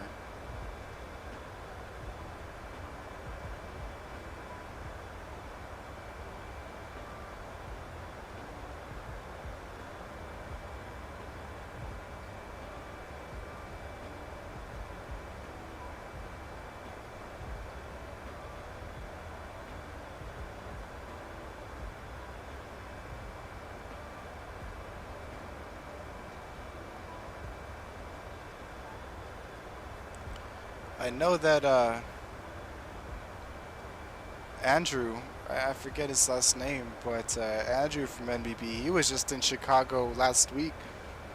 I didn't know, but apparently he's a flight attendant now, I think on Frontier. And it's too bad I didn't see it until after he had already left, but he was he had an overnight layover in Chicago. I was like, man, you didn't hit me up or anything. But he forgot that I lived in Chicago. It's been a while since we talked.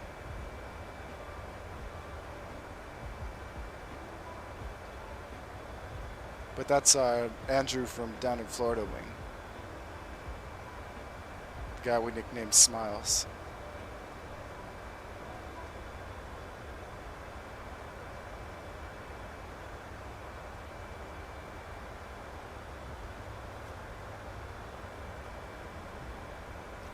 And I'm pretty sure he's good friends with, why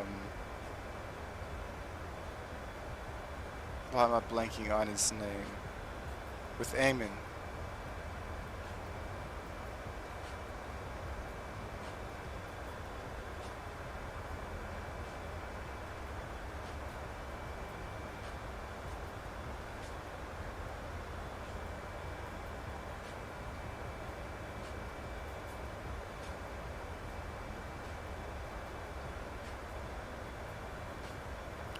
Man, hold on, let me see. I'm pretty sure I got a picture on my phone.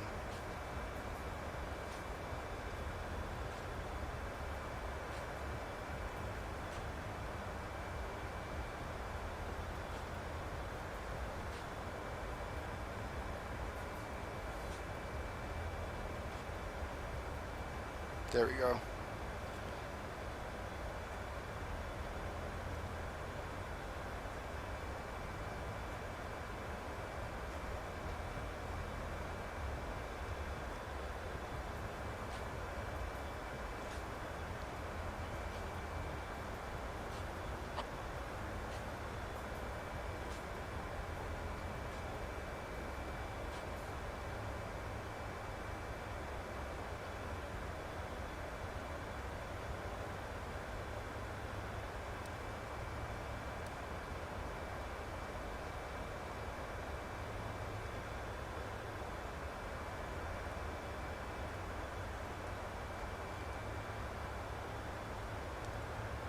Okay, looks like Chicago Center's gone back offline. So all we've got is approach 1190. So it looks like we'll be on our own until we contact them.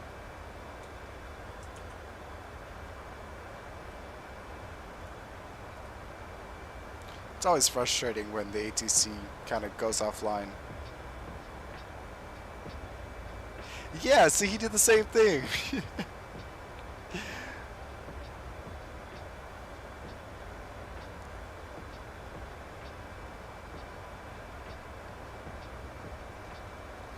But man, they work him to death, I swear. I see him on a plane like all the time. I mean, I know he's a flight attendant, so obviously he's always on planes, but I just mean I see him working a lot more than I see him off.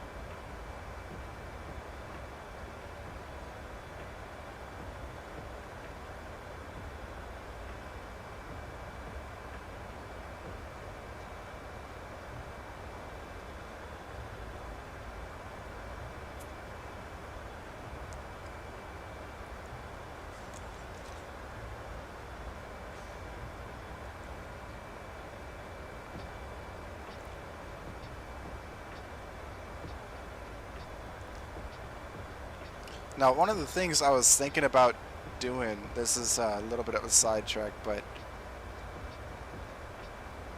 I always wanted to put a sleeper on my truck. It's just a day cab. And I just seen this product, or this company that makes, I guess they're rooftop sleepers. And so it doesn't add any length to the truck, but it's a DOT approved sleeper that goes up on top on the roof. And you climb up into it. And I mean, I don't really do long haul stuff, but I'd like to have a sleeper for when I have to, you know, sit in warehouses or sit in wait places. It'd be nice to actually lay down and not have to sit in, you know, sit in the chair upright and all that. Also, you know, just having more storage space in the truck too to put bags would be really, really nice.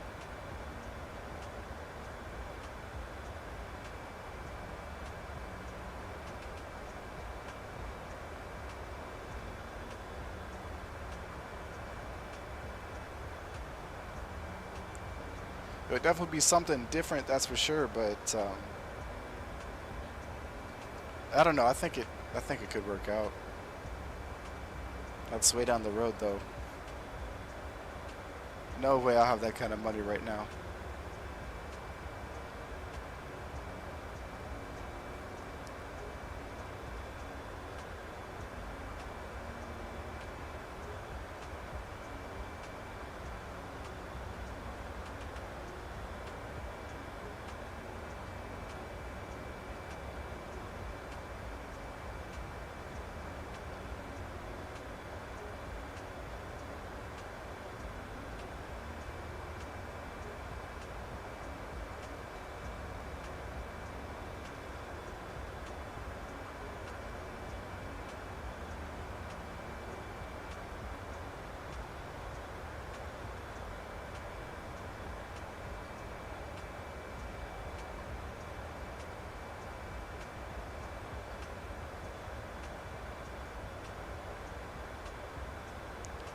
Let's go ahead and check what the altimeter is in Chicago. 3009 currently. So we'll preset that.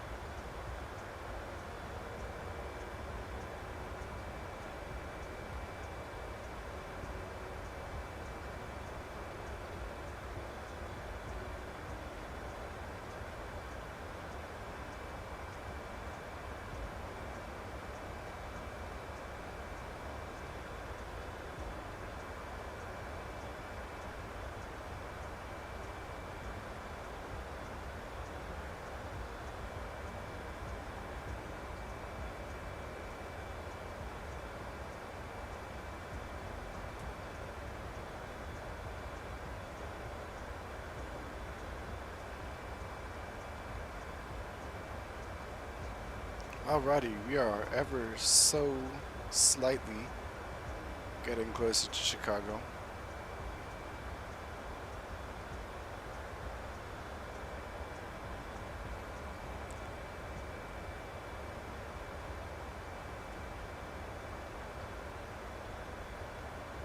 Coming up on Emma, which is the transition into the Windy 2 arrival.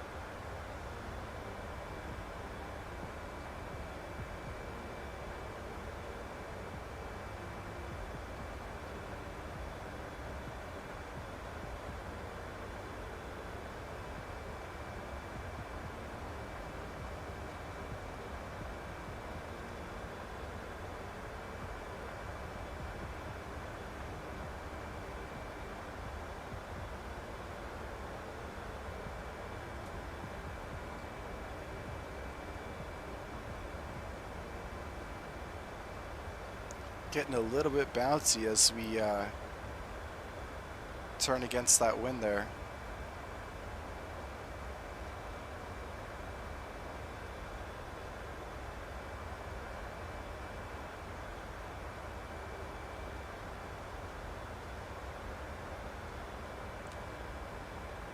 Oh man, this week I almost forgot, on top of all the crazy heat that we've been dealing with, we also had some crazy weather here in Chicago. On Monday we had an incredibly violent supercell form just east of Rockford, and it came through and basically just pummeled through Chicago. I don't know if it had any confirmed tornadoes, but I know that there was rotation pretty much the entire time through the storm. The top of the clouds topped out at just around 90,000 feet, 90, if I remember correctly. And just seeing it from space and seeing the images of the storm just growing so rapidly was insane. But it's one of the very few times living here in the city that I've actually heard the tornado sirens go off. And hearing the sirens echo throughout the city against all the buildings while there's just nobody out. It's quite an eerie feeling, I'll tell you that. Thankfully though, we didn't have any damage to our building, didn't have any damage to the truck, didn't have any damage to our cars. We were extremely lucky.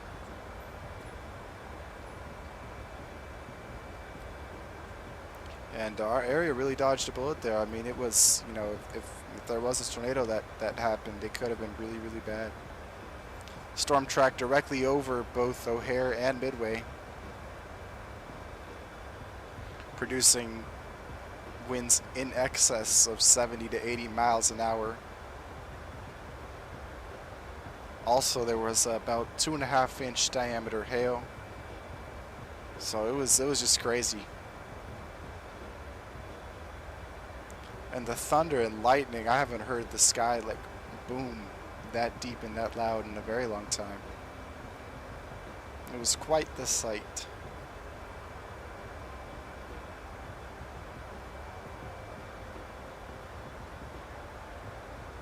And I know on Wednesday too, Wisconsin got hit by some pretty bad storms that dropped some powerful tornadoes, from what I was hearing.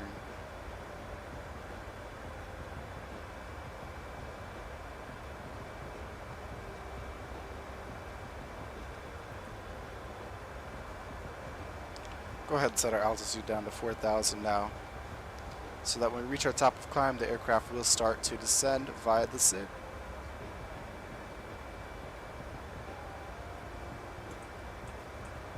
Just go ahead and check to see if approach is still online, and they are. Wonderful.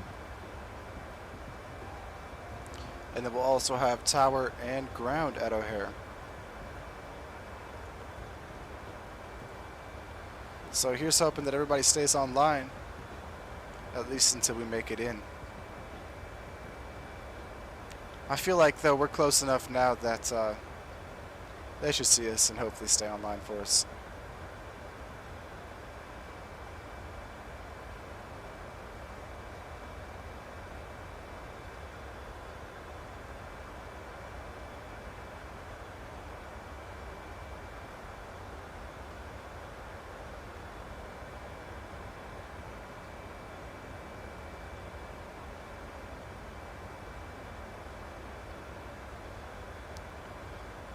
I got a funny story. So yesterday I was doing a load and it ended in downtown Chicago. So I was coming up north on 90 through downtown going back towards O'Hare because I had park out by O'Hare.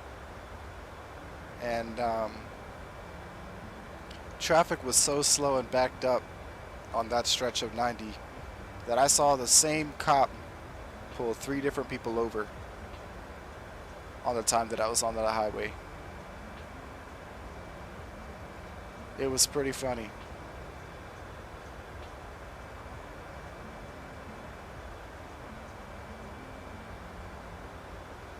But it seems like the heat this week has made quite a few people forget how to drive.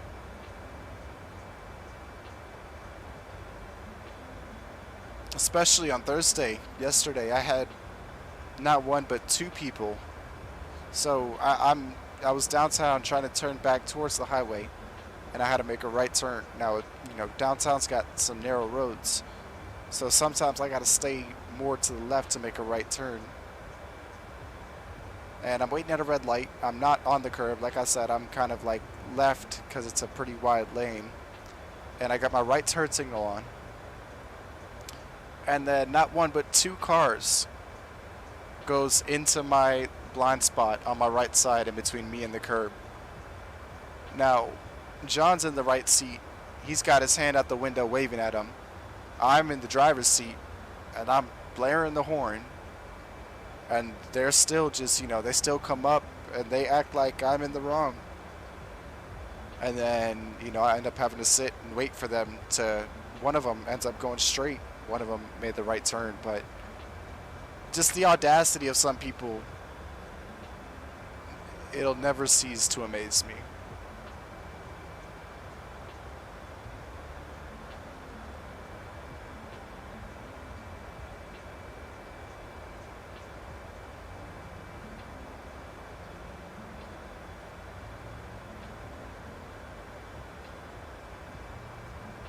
Then again, though, I mean, driving a car in Chicago is bad enough. Anytime you drive a truck through Chicago, you just gotta expect that you're gonna run into dumb shit like that.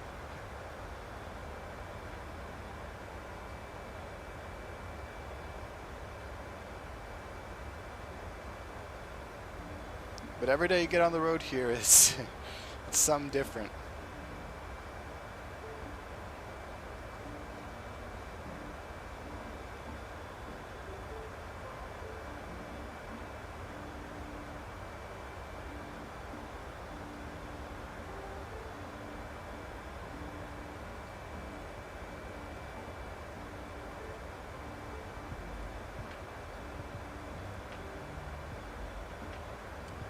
Now we're not quite over the lake yet, but once we are over the lake, I'm going to go ahead and switch over and start monitoring Chicago approach. Just so I can start to get a sense of who else is in the air with me. If anybody, really. It's currently 10:14 local time.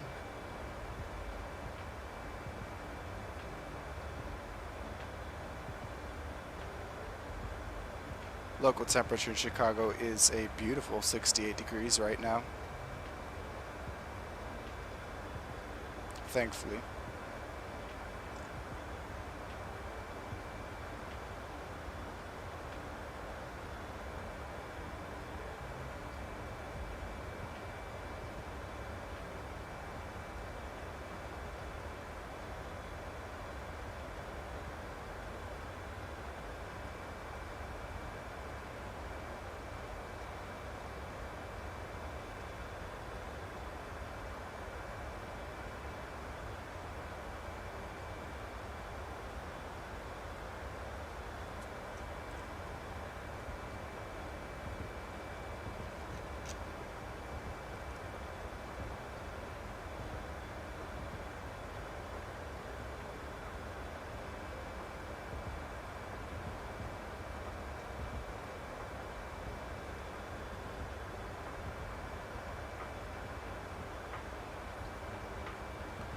We're about 50 miles from the top of the descent now.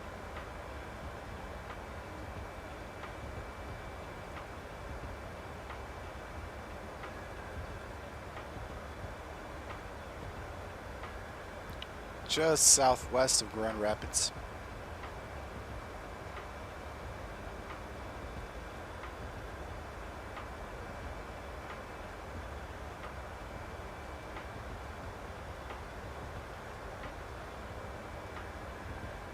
And as we're about to cross over the lake, I'm going to go ahead and start monitoring Chicago approach on 119.0.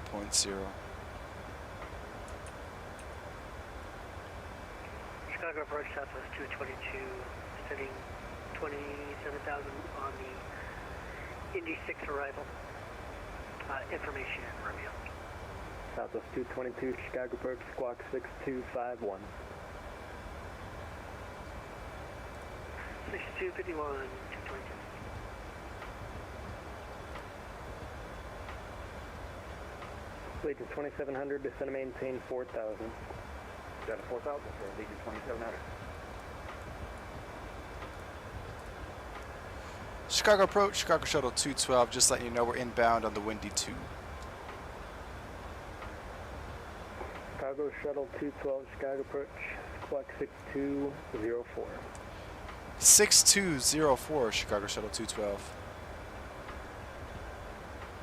South of 1644. Add LQ, intercept 48 localizer, advise midway in sight, reduce speed to 210 knots. At LQ, we'll join the localizer, call the field in sight and fall into 210, Southwest 1644.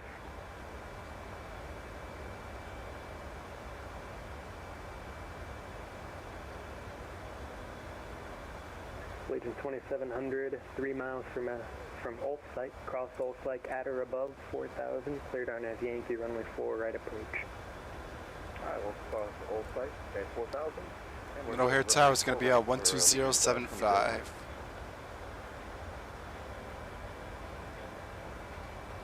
So we'll get that queued up and ready to go there.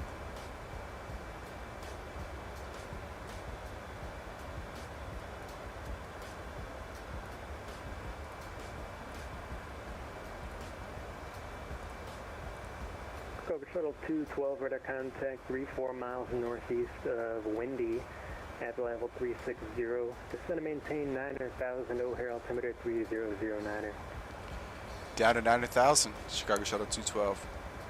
Chicago Shuttle 212, correction, maintain 1,000. Roger, 1000, Chicago Shuttle 212.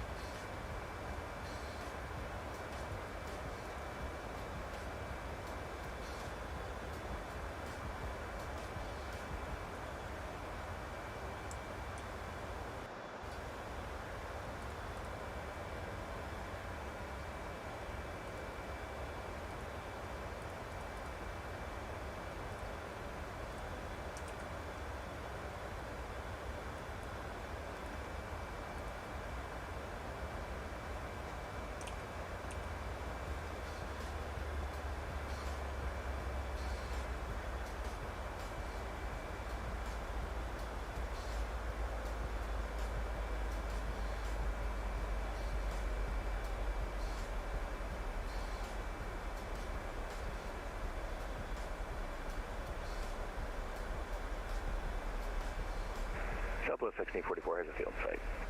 Southwest 1644 cross. Cross altitude 6000, clear visual approach, runway 4 right.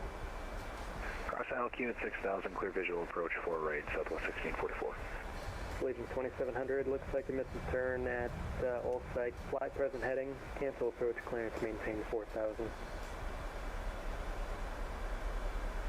I pass it? Oh, I didn't pass it. Sorry about that.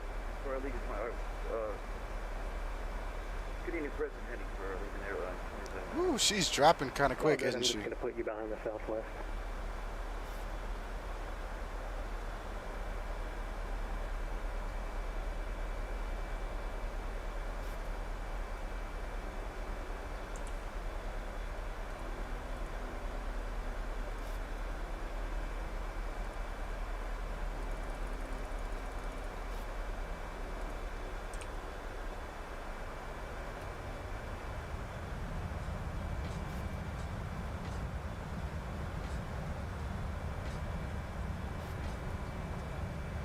Legion 2700 traffic, the southwest 737, 12 o'clock. Yeah, you guys can tell it's been a minute since I've been in the 7.3. Probably should have just done the vertical speed instead of doing it the way I did, but that's all right. Follow traffic, clear visual approach, runway 4 right. It's not like we have any passengers on this thing, so. Visual for runway 4 right for Allegiant 2700.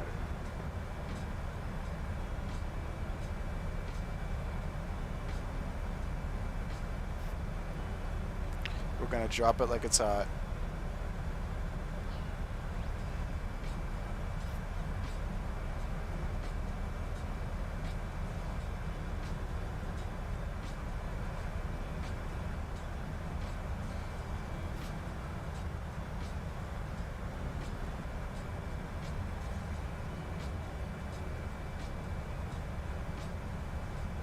Southwest 1644, maintain 170 knots or greater until...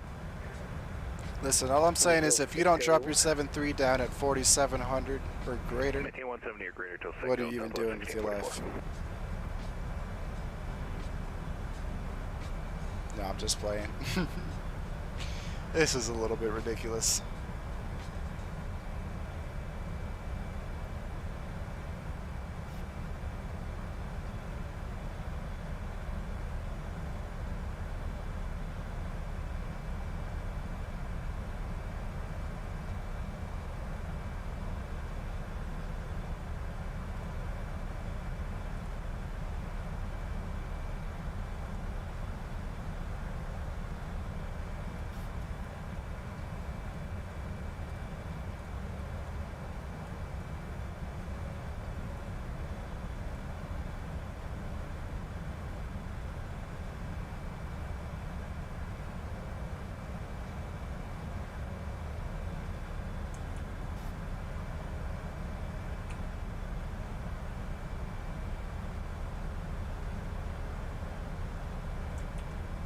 Okay, let's go ahead and do... Southwest 1644, resume normal speed, runway 4 right, clear to land, wind 040 at 12, gust 20. Resume normal speed, clear to land 4 right, Southwest 1644. Legion 2700, following the Southwest 737, runway 4 right, clear to land, wind 040 at 12, gust 20. Alright, we'll follow Southwest 737 for runway 4 right for Allegiant 2700.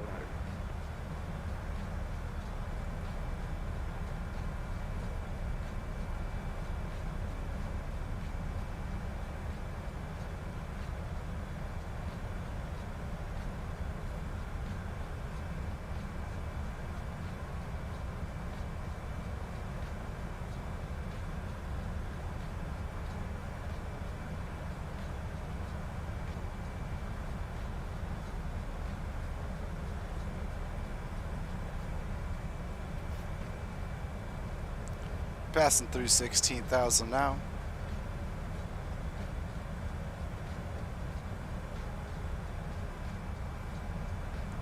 Just doing the little combat descent into Chicago here.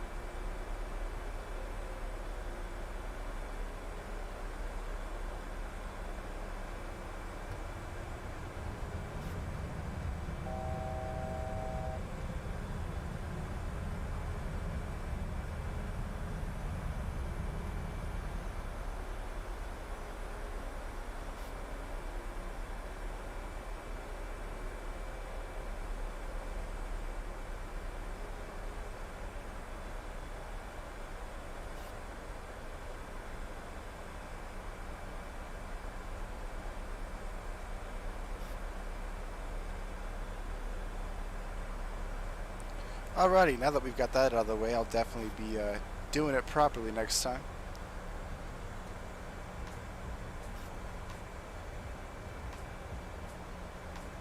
Chicago Shuttle 212, expect ILS approach runway 10 center. Roger, we'll expect the 10 center, Chicago Shuttle 212. And we're going to go ahead and change our speed over here.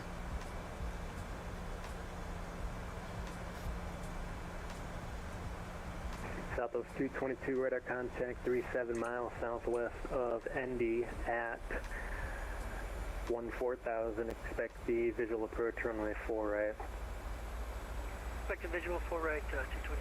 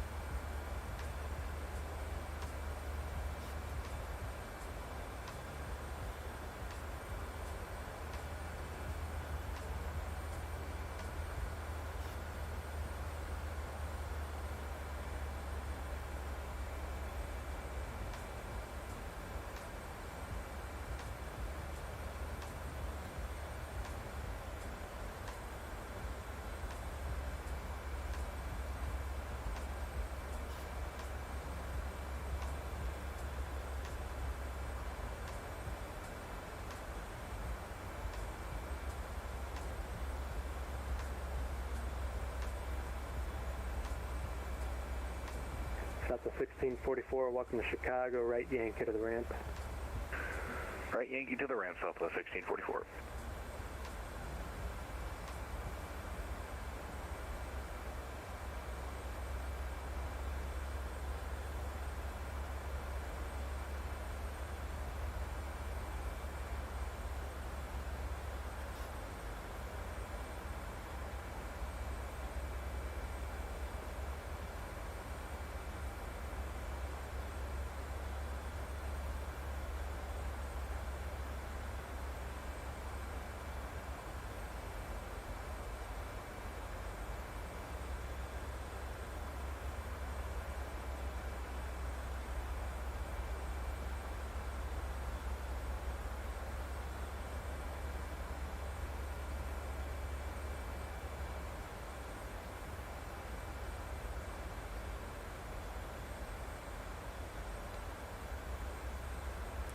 Alrighty.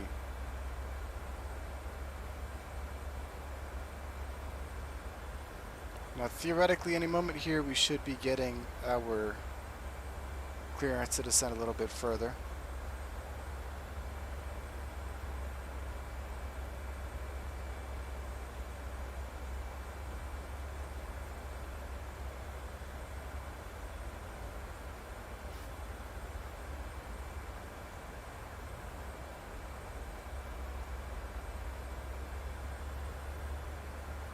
Chicago Shuttle 212, proceed direct Giorgio, descend and maintain 8,000. Down to 8,000, direct Giorgio, Chicago Shuttle 212.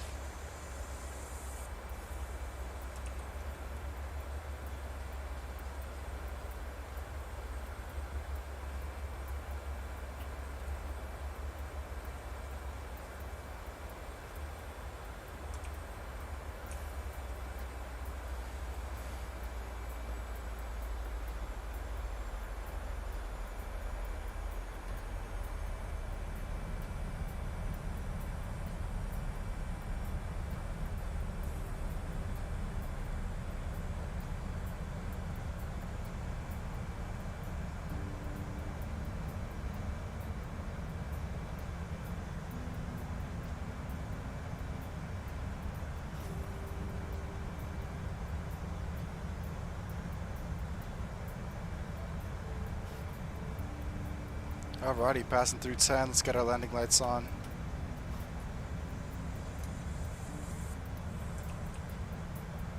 And we can go ahead and switch our engines over to continuous.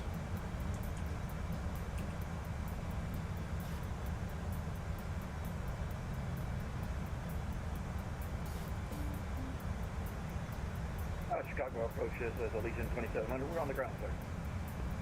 Legion 2700, welcome to Chicago, right Yankee, Tango to the ramp. To the right, Yankees and Tango to the ramp. Appreciate it for Legion 2700. If you took a left there, did you want to go to the Charlie Gates instead? Yeah, that's fine. We'll go to Charlie Gate. It doesn't matter. Legion 2700, right at Charlie Gates via Yankee. Charlie Gates via Yankee. Legion 27, push shade to ATC.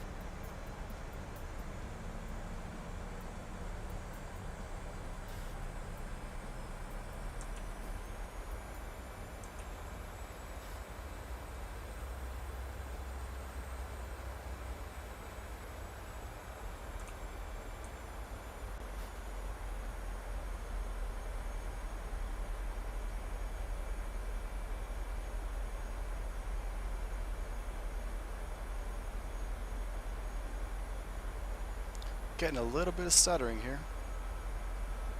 Hopefully it doesn't persist.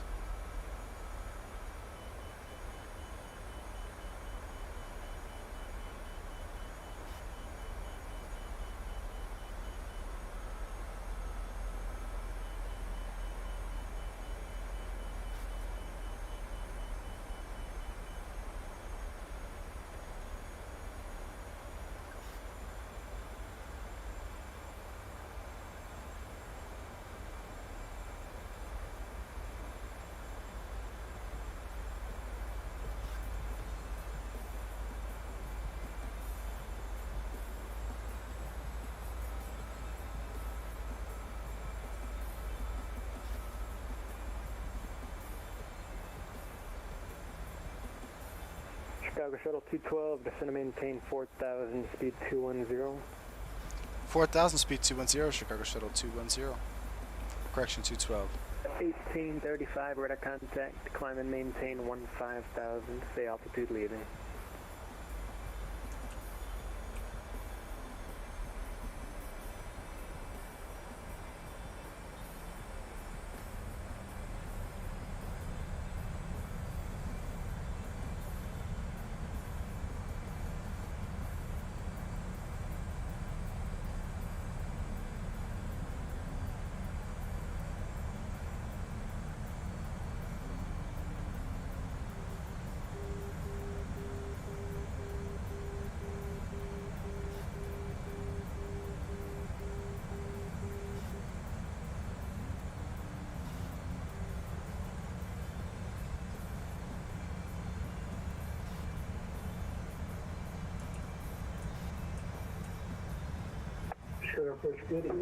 Alrighty, back on the VNAV path.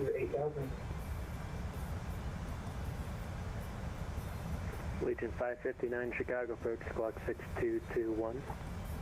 6221, 559. Oh, that's the wrong one. Delta 1835, climbing, or maintaining flight level 150. Just trying to change this. Chicago departure, radar contact, climb and maintain 15,000, proceed direct mobile. 15,000, proceed direct mobile, 1835. Legion 559, radar contact 10 miles southeast of Haley at 8,000. Expect the RNAV Yankee approach runway 4 right, midway altimeter 3008. Expect the RNAV 4 Yankee approach runway 559. Southwest 222, proceed direct LQ, maintain 6,000 and maintain 250 knots. Legion 250, direct LQ at 6,000, 222. Delta 1835, Chicago Center is closed, radar service terminated, change to advise frequency approved, good night. Frequency change approved, good night, Delta 1835.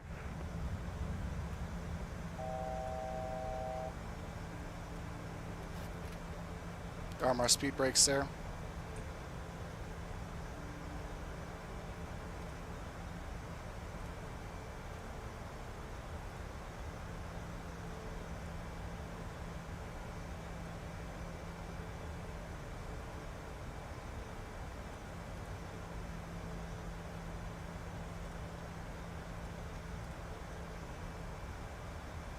Legion 559, proceed direct all site, maintain 6,000. Direct all sites for Legion 559.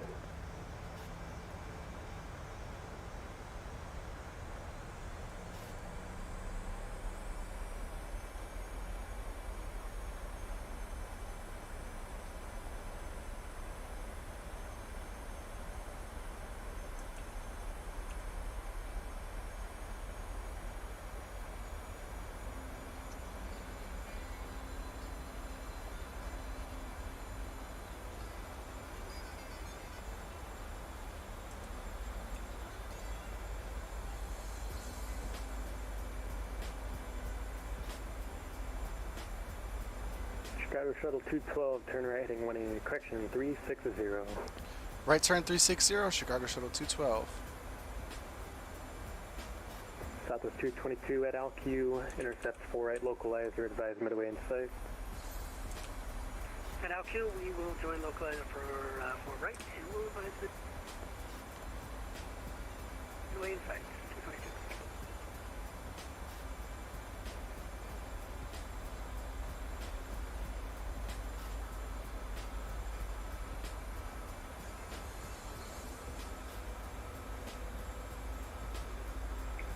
Chicago approach, Delta 2565, sending to refund level 190.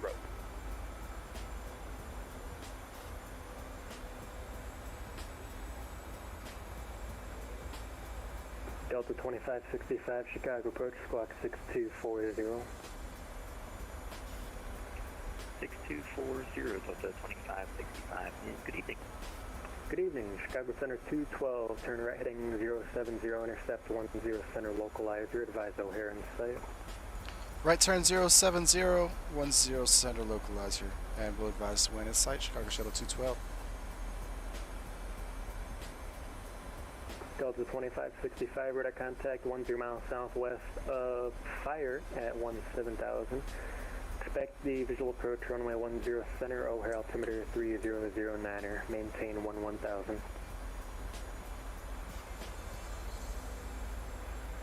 Approach 10 center, altimeter 3009, 5 and 11,000.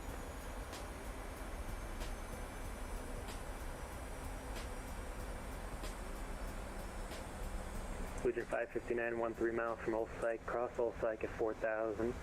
Cleared, RNAV Yankee approach, runway 4 right. Cross all sites at 4,000, clear to RNAV Yankee for Legion 559. 222 SQ. Southwest 222, cross, altitude at 6,000, cleared visual approach, runway 4 right. Clear visual 4 right, we'll cross LQ at 6,000. 222.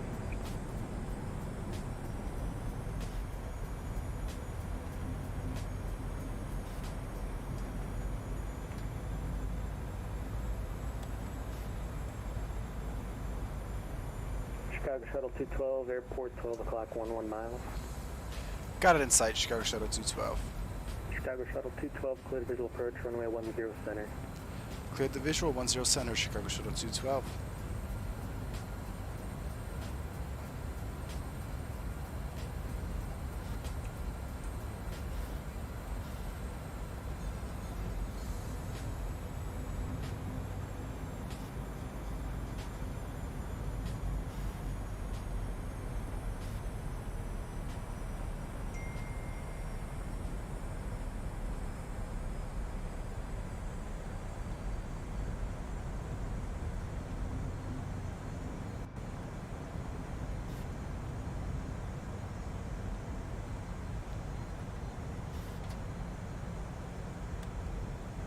Alrighty, we will start to drop our flaps as we come in for landing here.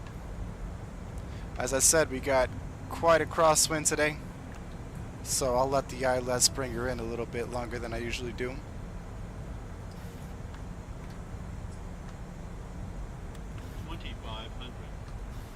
Southwest 222, runway 4 right, clear to land, wind 040 at 12, gust 18. Cover the wind, 4 right, clear to land, Southwest 222. Chicago Shuttle 212, runway 10 center, clear to land, wind 030 at 10. 03010, clear to land, 10 center, Chicago Shuttle 212. Delta 2565, descend and maintain 7,000, speed 210, correction 250 knots.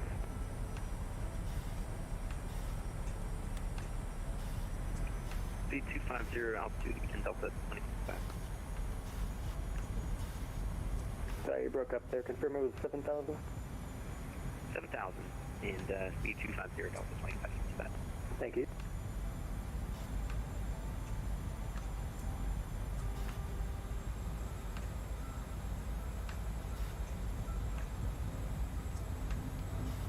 Currently 23 knots of the crosswind.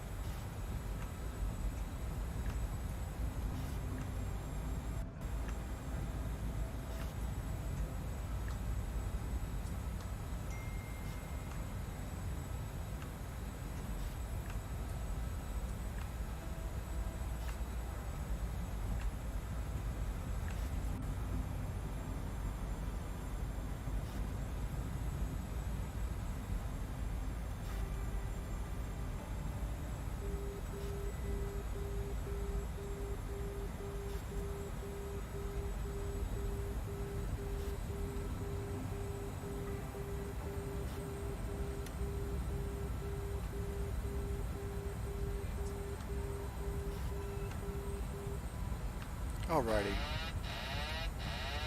My aircraft.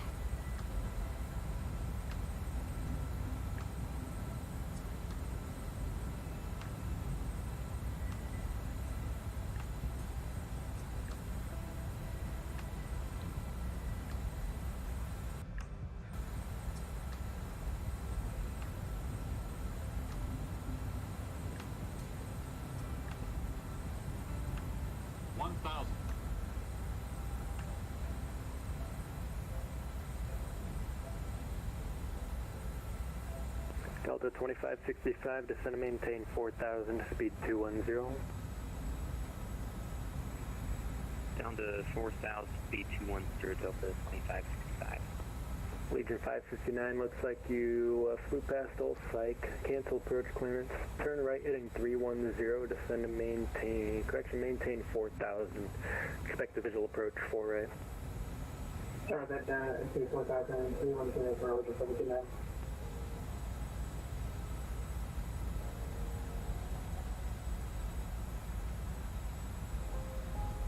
Chicago Shuttle 212, contact overhead tower 120.75, sorry for the late delay. 2075. Approaching minimums. Tower Chicago Shuttle 212, inbound 10 center. Chicago Shuttle 212, or tower, roll into the center clear line. 10 center, clear to land, Chicago Shuttle 212. Minimums.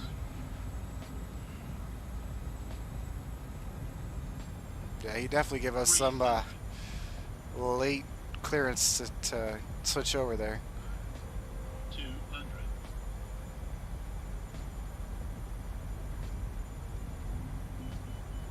So we're a little bit high, but that's okay. 50. 30. 20. 10.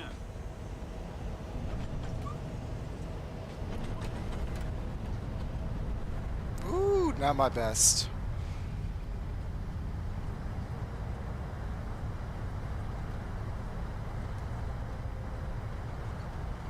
Come on, reversers.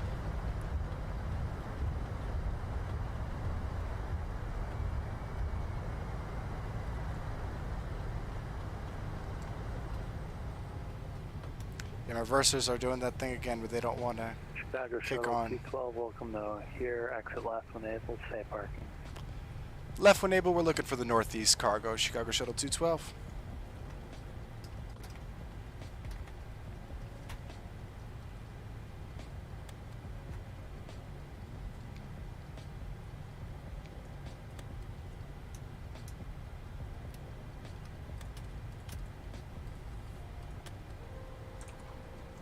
Chicago Shuttle 212, taxi via right, Papa, Echo Echo, Bravo, Papa, short of 27 left, cross runway 8 right at Echo Echo. Right Papa, left Echo, Echo, cross 28 right at Echo, Echo, and then Papa, Papa, Papa, hold short 27 left, Chicago Shuttle 212.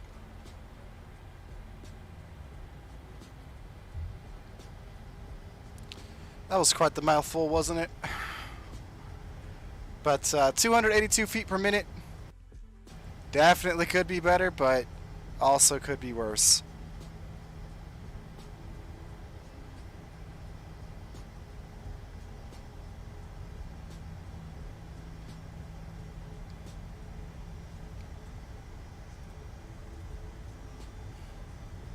I was getting a little bit of stuttering there on the landing once again, and I don't know why. My sim's been doing so good recently up until today.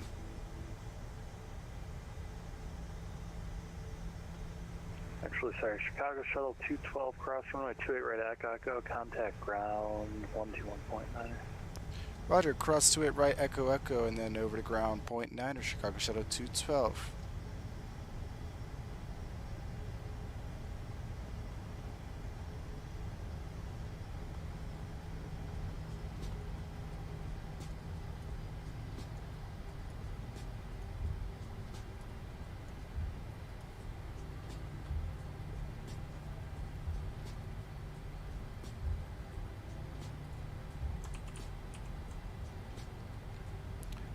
O'Hare ground, Chicago Shuttle 212, just crossed 28 right, Echo, Echo, looking to go to the Northeast Cargo.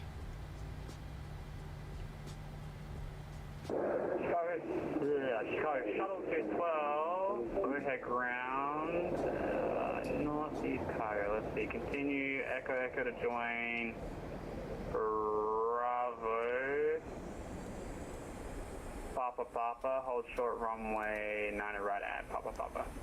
Roger, Echo, Echo to Bravo, then Papa, Papa, hold short 27 left at Papa, Papa, Chicago Shuttle 212.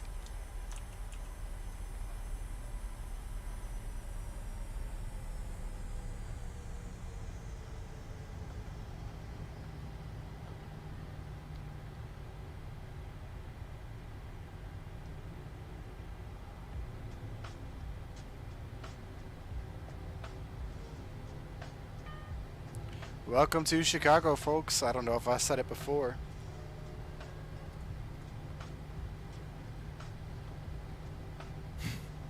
Harrison, what are you shaking your head at?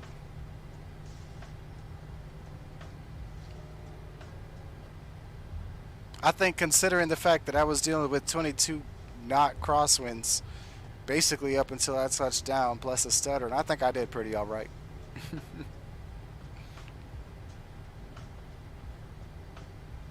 Plus, I'm on a janky old stick that barely works half the time.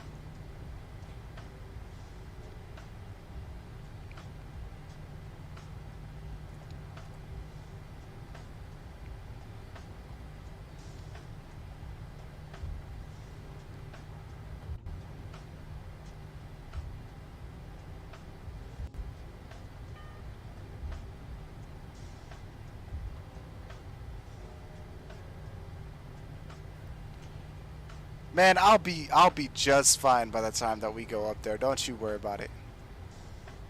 I'm sure I'll do much better than you do.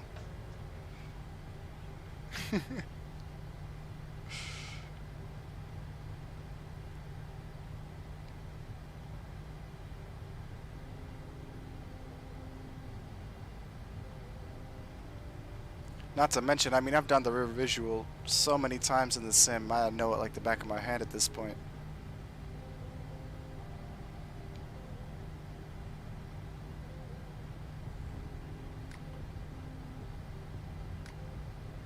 Plus, Chicago Shuttle 212, cross runway 27 left at Papa Papa, hold short runway 27 center at Papa Papa. Cross 27 left to Papa Papa, hold short 27 center at Papa Papa, Chicago Shuttle 212.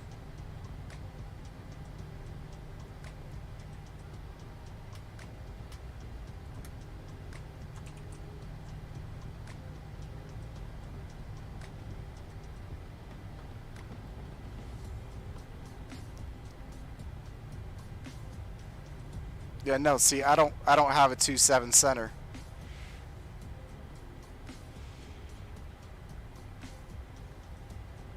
I don't know what this weird taxiway thing doing here is, because this isn't how it's supposed to be either. Chicago Shuttle 212, continue taxi, Papa, Delta, Mike, November 1, cross runway 27 center at Papa. Roger, Papa, Delta, Mike, November 1, Chicago Shuttle 212, and we'll cross 27 center at Papa. Yeah, see this right here, this taxiway, that's supposed to be 27 center. And I don't know what's going on with the texture or the scenery here. But as you can imagine, you know, earlier today I'm coming into land and that's what I see.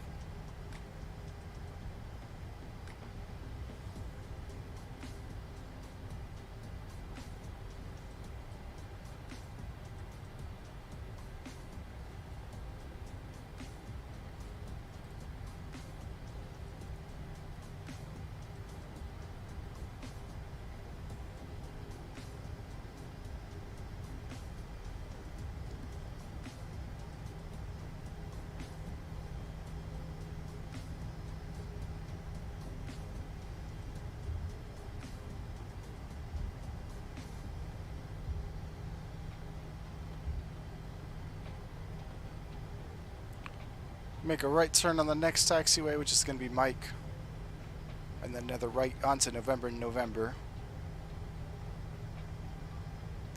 then November 1 is basically just the inlet to the cargo ramp.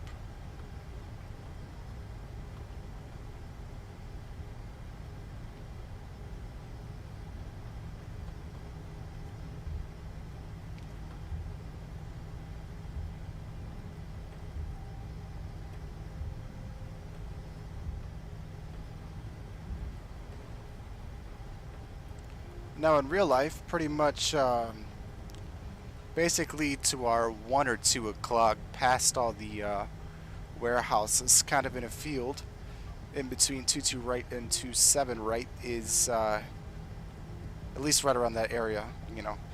That's where the airport rescue... Oh, shoot, let me not miss this taxiway here. We're just going to pretend like I didn't do that. But that's where the airport rescue firefighter,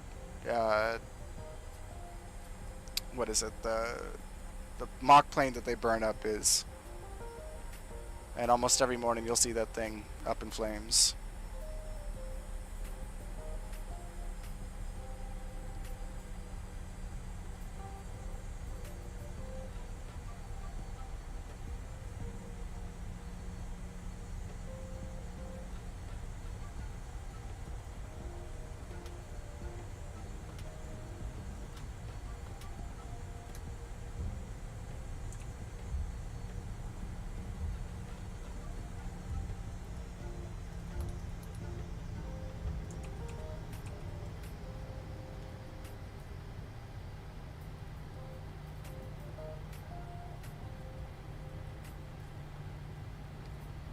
Righty, we'll go ahead and stop the clock here.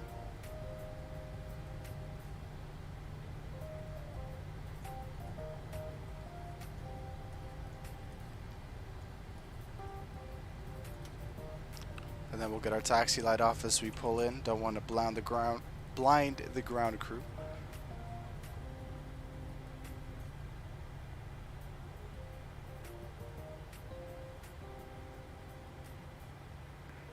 O'Hare ground, Delta 2565, clear of Alrighty. 10 left, taxi to the Echo Terminal. Engines can come off. Get the fuel pumps off. Anti-collision light can come off. Wheel well, we'll go ahead and turn that on. 2565 O'Hare ground, welcome.